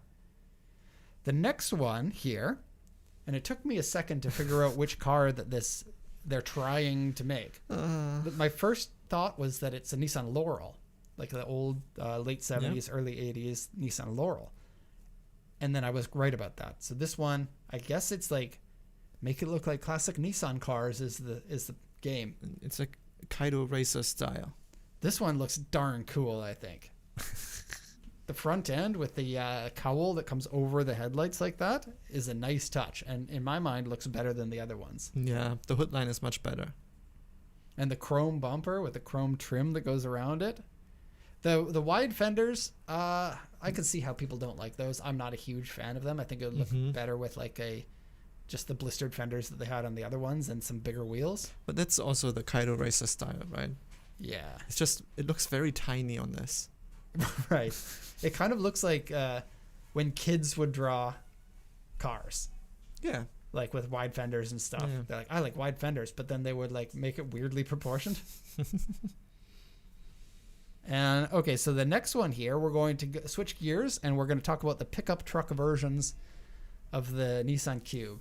And for probably a couple of decades, it's become, maybe even longer than that, but it's become popular to pickup truck a car by just chopping it up and then building yourself a bed in the back. Ute conversion. I think it's so cool. This type of thing, me, BB open deck, Yes. is basically the same thing. The proportions of this are more truck-like than the BB open deck. And I love the BB because it's a factory car, but I think this is cooler. I think this is very cool, but what confuses me the most is that the door here still exists. Oh, right. I didn't even notice that. I don't even know. Is this? No, it's not. You can't open the door anymore. This seam exists, but this is the seam for the front door. So what happens with the seam here? You should have shaved the handle off and taken that seam out. I think some of the later ones you did. Oh, and this one's got the same wheels that we have in our white BB. Yeah. Watanabe. Now, we got another picture of this. Because it's Japan, just happens. It goes to car shows, and then You put girls in the back, which you can still do in a regular car, but it's just, it looks better when it's an open back end like this, right? You have to open the door if you want to see girls. And I wonder if that back door still opens like the Cube's back hatch does. But the seam wasn't there. Well, look, see, it's got the handle the on back, the side, the back right? door, yes. Like, it's sort of like geez, there are some trucks that do that. Oh. You can open the tailgate, like flip down or open sideways. That would be cool. It would only have one hinge to do it, but still cool. On the topic of front/rear swaps, I'm sure you guys have seen the many bizarre Jimny front end conversions. Oh, I believe we've talked about the little D on the show before. Yeah. That'd be so funny if somebody brought a little D to the suck off. It would be expensive, but I will clip this and just post it without context, what you just said. you will not do that. No, I'm not going to do that. I'm sorry. I very rarely am going to play the authority card of being your boss, but in that case, you are not going to do that, Max. It was also a joke. No, it wasn't. Yeah, it was. The next one is more pickup truck action. This one here with the Woody conversion. And this one still has the seam too, eh? Yeah. Yeah, that's still- Bullock's. And then, It might be the same company too, because they've got a very similar rack in the back. yeah, maybe that's a conversion company. And another picture of a pickup truck version. This one looks good. They took the seam out too. Oh gosh. The white body. And the back end has been boosted up a little bit, so it's not at this body line. It's a little bit higher, and I think proportionately that looks good. I think they picked good wheels. I like the color that they made it, and I like the height. I think it's It looks that's much dope. less like a Nissan Cube, but something that Nissan should make to revive the company. Yeah. This as an EV. I gotta say, I love having bad ideas to make Nissan better. I think it's super funny. Yeah. But yeah, as an EV, people would buy that. It looks modern enough. They don't even have to make it look like a cube, just something that is this size and a pickup truck, a two-seater that's an EV. Yeah. Like, the branding is what Nissan's missing. Everyone is like, Wait a Nissan- second. No.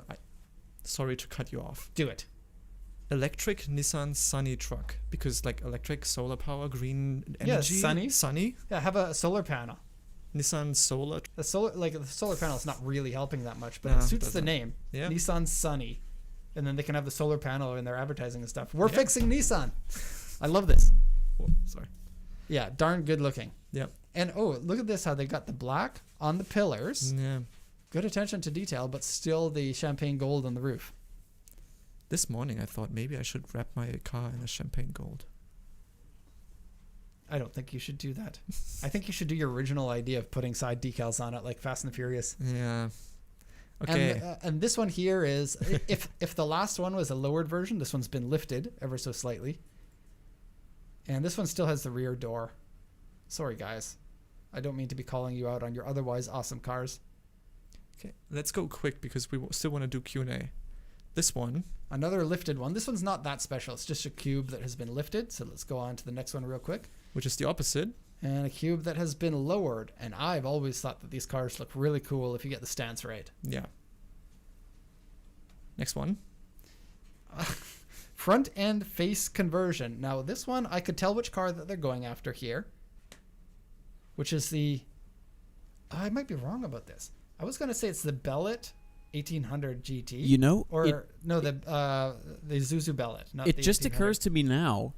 Could they be trying to do a Prince Skyline? I think it's a Oh, Bluebird because I think it says Bluebird on the front fender.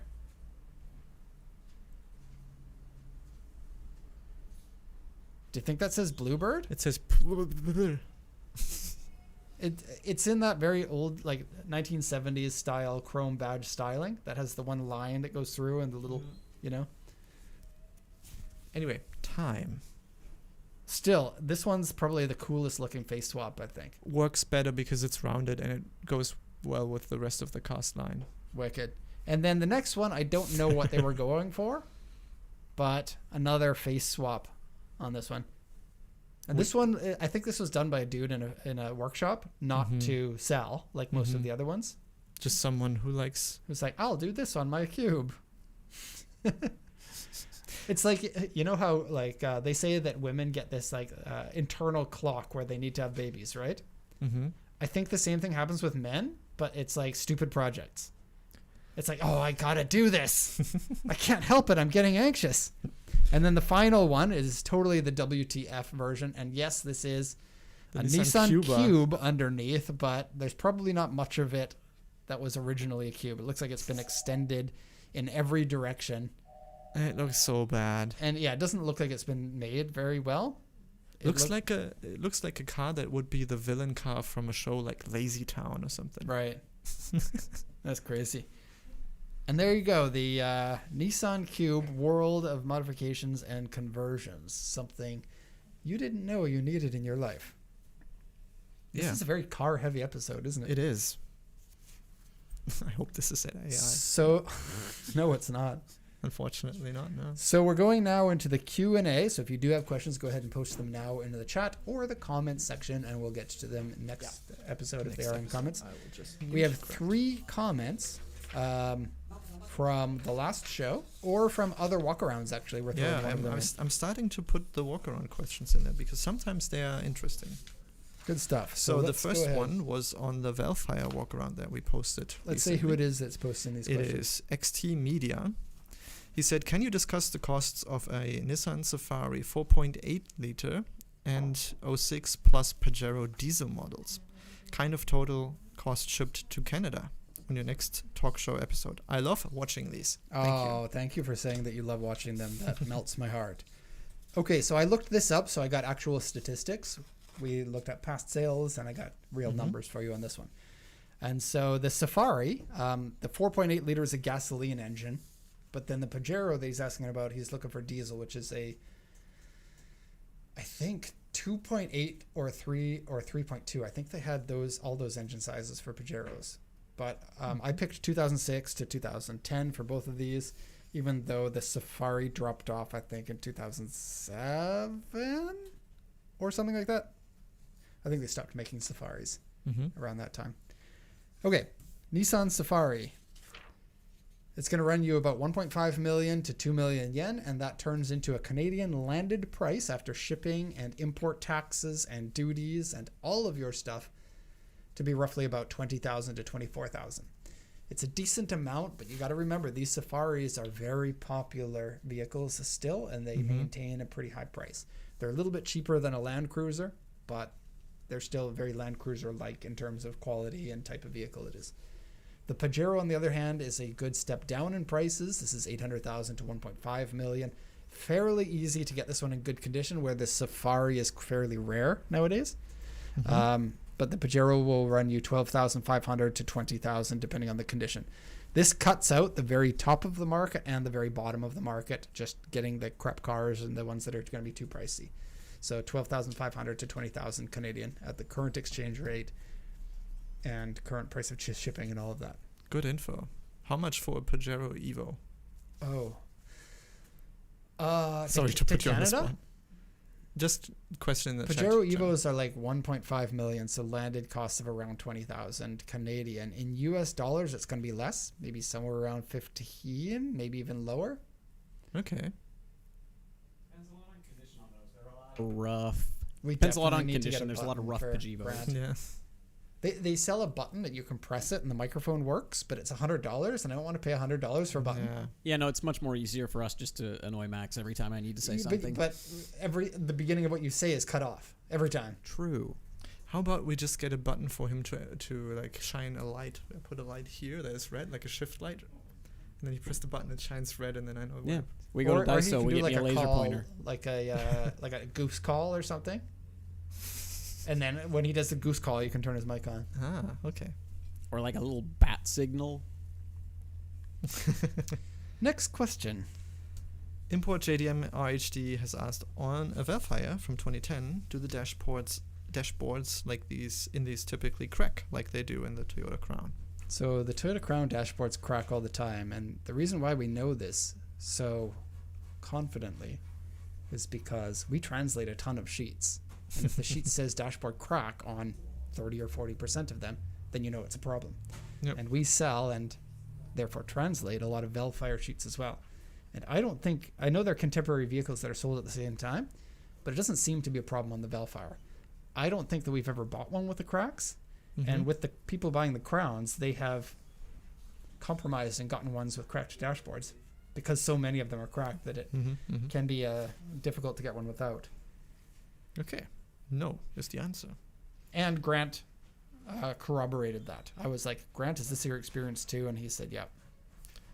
Jeremy Feel on the last show, where is the best place to find older cars? Pre-80s? Do they still come through auction or are they sold elsewhere? So before you buy a car from the pre-80s, like we're talking 70s cars, you have to know what you're getting into with that. Cars from the 70s are fairly simple and fairly easy to keep alive, but you're going to be customizing parts all the time for it because there just aren't any parts available for it. Derek, how do you know about it? Well, so Sorry. my 1972 Corolla is playing on easy mode because there are still more parts because it was a popular car back then that people kept running. And popular enough that aftermarket companies have solutions as well. And we're popular in racing. Therefore, it's playing on easy mode. Something like a Honda City Turbo, on the other hand, absolutely not easy to do. Is everyone awake? I'm very sorry. I don't know why. You just what?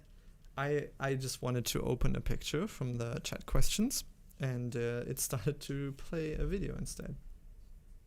So I'm just opening them without the preview, so that doesn't happen. So now everyone is woken up again. Now, where do you buy your cars from? So make sure that you're okay with badly fixed rust, or just rust, or lack of interior pieces because they wear out and you can't get them. Mm-hmm. Get a 3D printer and print yourself a whole bunch of stuff. Which is fun. It sounds incredibly not fun to me. But I'm glad that it's fun for some people. Mm-hmm. And then buy them from auction, because anything that is considered a niche vehicle that you get at a car dealership is going to be a lot more expensive. So instead of the regular 10 to 20% markup, for something that's a specialty car, you're now looking at 50 to 100% markup over auction costs. You would think that when you're paying that much more for the car, you'd be getting a car that is in very good condition. But they're not in very good condition. They're the auction cars that are washed and then sold. And the reason why they're so expensive is because specialty cars like that, for one, they're expensive to buy. They take a long time to sell. Whereas a regular car you might sell in 30 days, 45 days. A specialty car like this could be a year to sell it. Yeah. And so instead of having 7-car turnaround and all the profits that speaks, a classic car dealer will have to fix that into a 1-year sales time. And I think there's also something to be said about the Japanese dealers having kind of an unspoken rule that we don't devalue any of these older cars by allowing them to sell with smaller markups. So you Because just you'll hold on see to they that. have very consistent pricing from one dealership to the next. Mm-hmm. It's like, oh, I've got a Hakosuka, $200,000 for this. And nobody goes below that, even though the auction cost might be $100,000 for it. Yeah, yeah. And it's like, well, you could sell a whole bunch of them if you just lower the markup a little bit, guy. But no, it's like this weird unspoken rule that nobody messes with the values of these for fear of them falling and your whole business crumbling as a result of that. It's almost like you'll get Yakuza come into your business going, hey, guy, mark up that Hakosuka, $200,000, please. Yep. But in Japanese, of course. Buy the car from auction, get it exported, and be okay with it being in crummy condition just because cars from the 70s aren't supposed to last that long. That's my answer. Okay, chat questions. This time without a jump scare. Drink Me is the account name that asked the question. I thought you were giving me an instruction. The ZC31S Swift is the most underrated. What are your thoughts on the new 33 Swifts? I actually don't know about this, and I saw I you want turn one. Grant's mic on. I want one really bad, but they made the 33 like 4 centimeters wider, and it doesn't fit my parking anymore. Yeah, he complains about that in the office. I wish I could have one. I think they are quite nice. I've been in one. And I think Swift kind of Not driven it. owns the hot hatch market, or at least warm hatch market here in Japan. Yeah. And Anyone who wants a really cheap sports car, the Swift is very much high on that list for many people. And the 33 is kind of a giant killer now. They had a hot version special with it when it first released, saying like, oh, is the Swift's rival now no longer the Fit but the Civic Type R. Really? And they is that are just because you have a Swift and you hear I mean, what you want to hear? in comparison. I have the worst one. The 33 is legitimately like really quick. Yep. How much power? 145 stock, I believe, but you can tune them to 180. Yeah, and a car that comes with a turbo from factory, you can usually tune for a good amount more. Harris has also asked the question how your Swift is doing, Grant. It's great. I need to replace the valve cover gasket because I accidentally made it leak when I was replacing my PCV valve. But other than that, doing great. Cool. Okay, here's a question that might take some time to answer, so we can decide This if you might be want. the last one, eh? Oh, we have a bunch more. So Okay. if we would design a car or a dream car, what would it have? Engine, drivetrain, size, features. Maybe that's something we need to talk about in an extended session because I think we have a lot of ideas on this. Well, the problem is the cars that we like aren't the ones that sell. So naturally, that's going to be an issue. But absolutely, it's got to have a manual transmission because, like, there's this weird thing where, like, nobody buys a new car with a manual transmission, but everybody who only buys used cars loves the manual transmission. Yeah. So the value of the cars gets so expensive to the point where an older car is actually worth more than it was when it was a new car. But If it's got a manual. He also said it in the chat. It's more about what we would want to have, not what's What going we to sell. wish that we had, even Yeah. if it's not going to sell. Yeah. Good question. I think a Nissan Cube pickup truck called the Sunny with a solar panel on the roof is a pretty good contender. Okay. Like, it doesn't have to be a sports car to be a fun car. Yeah, that's true. Let's consider that and maybe answer it next week. Yeah. Put it in the when you're finished the show. Put it in the docket for next week, and we'll get answers from other people in the office as well. Chris Lumen has asked, have you seen anyone buying Suzuki Twins to build the Mini R32? We sold one specifically to put that kit on it, but that company is only making a limited amount of kits. Yep. And so not just anyone can go ahead and make one. But we sold one to someone who has bought the kit and is putting it on. And then I reached out to our guy and I was like, "Can I pay you money to put our name on that car? Because I think that's one of the year's icon cars." Mm-hmm. So cool. If you haven't seen it before, check out the how would you look that up? Pocket Bunny? Pocket Bunny R32 Yeah. Suzuki Twin. Yeah. Yeah. It's It's so cool. Incredibly cool. Yeah. Honda Stream. What are our thoughts on it? Middle of the road Honda. I don't really have too much to say about it. I don't like the look of the headlights. I think Okay. otherwise it's a fine car. The I think go for an Odyssey over a Stream almost any day of the week. Mm-hmm. Then last question for today. Is it possible to buy a car at auction, pick it up, and drive it around Japan before shipping it to Canada? Wow, how many times have we answered this one? Yeah. Not to make you feel bad. Everybody wants to know this. So it's good to continue answering it. Yeah. But yeah, Japan makes it very hard for you to drive around a car that you own because to own and register a car here takes you like a minimum of 2 weeks to do. You have to be a resident as well. Yeah. And so you can't really do it. If you buy a car at auction here and you have dealer plates like we do, then you can drive it off and you can drive it home. But the only people who are legally allowed to drive on dealer plates are people who are employed by us. Like Japan doesn't do this every once in a while you can find somebody to test drive a car and they'll let you break the rules, but the rule is you're not allowed to do test drives here. So most car dealerships won't allow it, or they'll drive it around while you sit in it. Yeah. So we would need to rent your own car to you as a rental, and that's a big setup. And that's how it's done at these bigger companies, but it still takes 2 weeks for them to do it. Yep. So you got to be here for a long time. You got to buy it on the day that you land. And then after you've been in Japan for 2 weeks of anticipating your drive, you can drive it for the one day until you go back to your country. Yep. If you're going to do this, like Top Rank does this and Flex does this, buy the car ahead of time, not while you're at auction, and have it ready when you come, and then drive it around in Japan. That'll be more enjoyable, I think. It's also a lot of money to do. Yeah, a lot. Like we're talking 1 million yen to do something like that. Minimum. So I think we should run the outro music. There it is. And we still need to edit the outro music so that we know slightly need to before stop. when the words come in that we can stop talking. Because until then, we're just left in the dark. I'm sorry, I haven't done that yet. Thank you. You've been doing a lot of stuff, Max. Thank you for You've been keeping watching. busy. Yes, hope you enjoyed the show today. Next episode, we'll be talking probably less about the cars. But if you like the show today, let us know in the chat. Let us know in the email. And that's it. Bye. Bye, guys. Bye-bye. Next week on the Cool JDM show. But Abs, What up? I got so much on my plate. Man, relax. Let me demonstrate. Put your headphones on and start multitasking. Listen to the show while running some laps. Then stretching your calves. Then go have a bath. Then let the cat out. Then let the cat back in. Then let it back out again. Then let Yeah, it... we can move on from the cat thing, Abs. I get it. Oh, really? Then get this, Mr. Smartass. You can also listen while attending an art class. Damn, Abs, you did it again. Yeah. Just don't forget to tell a friend. The Cool JDM show, the coolest around. Tell your mom, tell your dad, tell the whole damn town. Tell the doctor, tell the nurse, tell the secretary, tell the librarian in the library. Tell the cop trying to give you a speeding ticket. Officer, the Cool JDM show, don't listen. To which you'll reply, you're free to go, cause that podcast is so unbelievable. Hell yeah, I'm gonna tell everyone that I know To tune in to the Cool JDM show.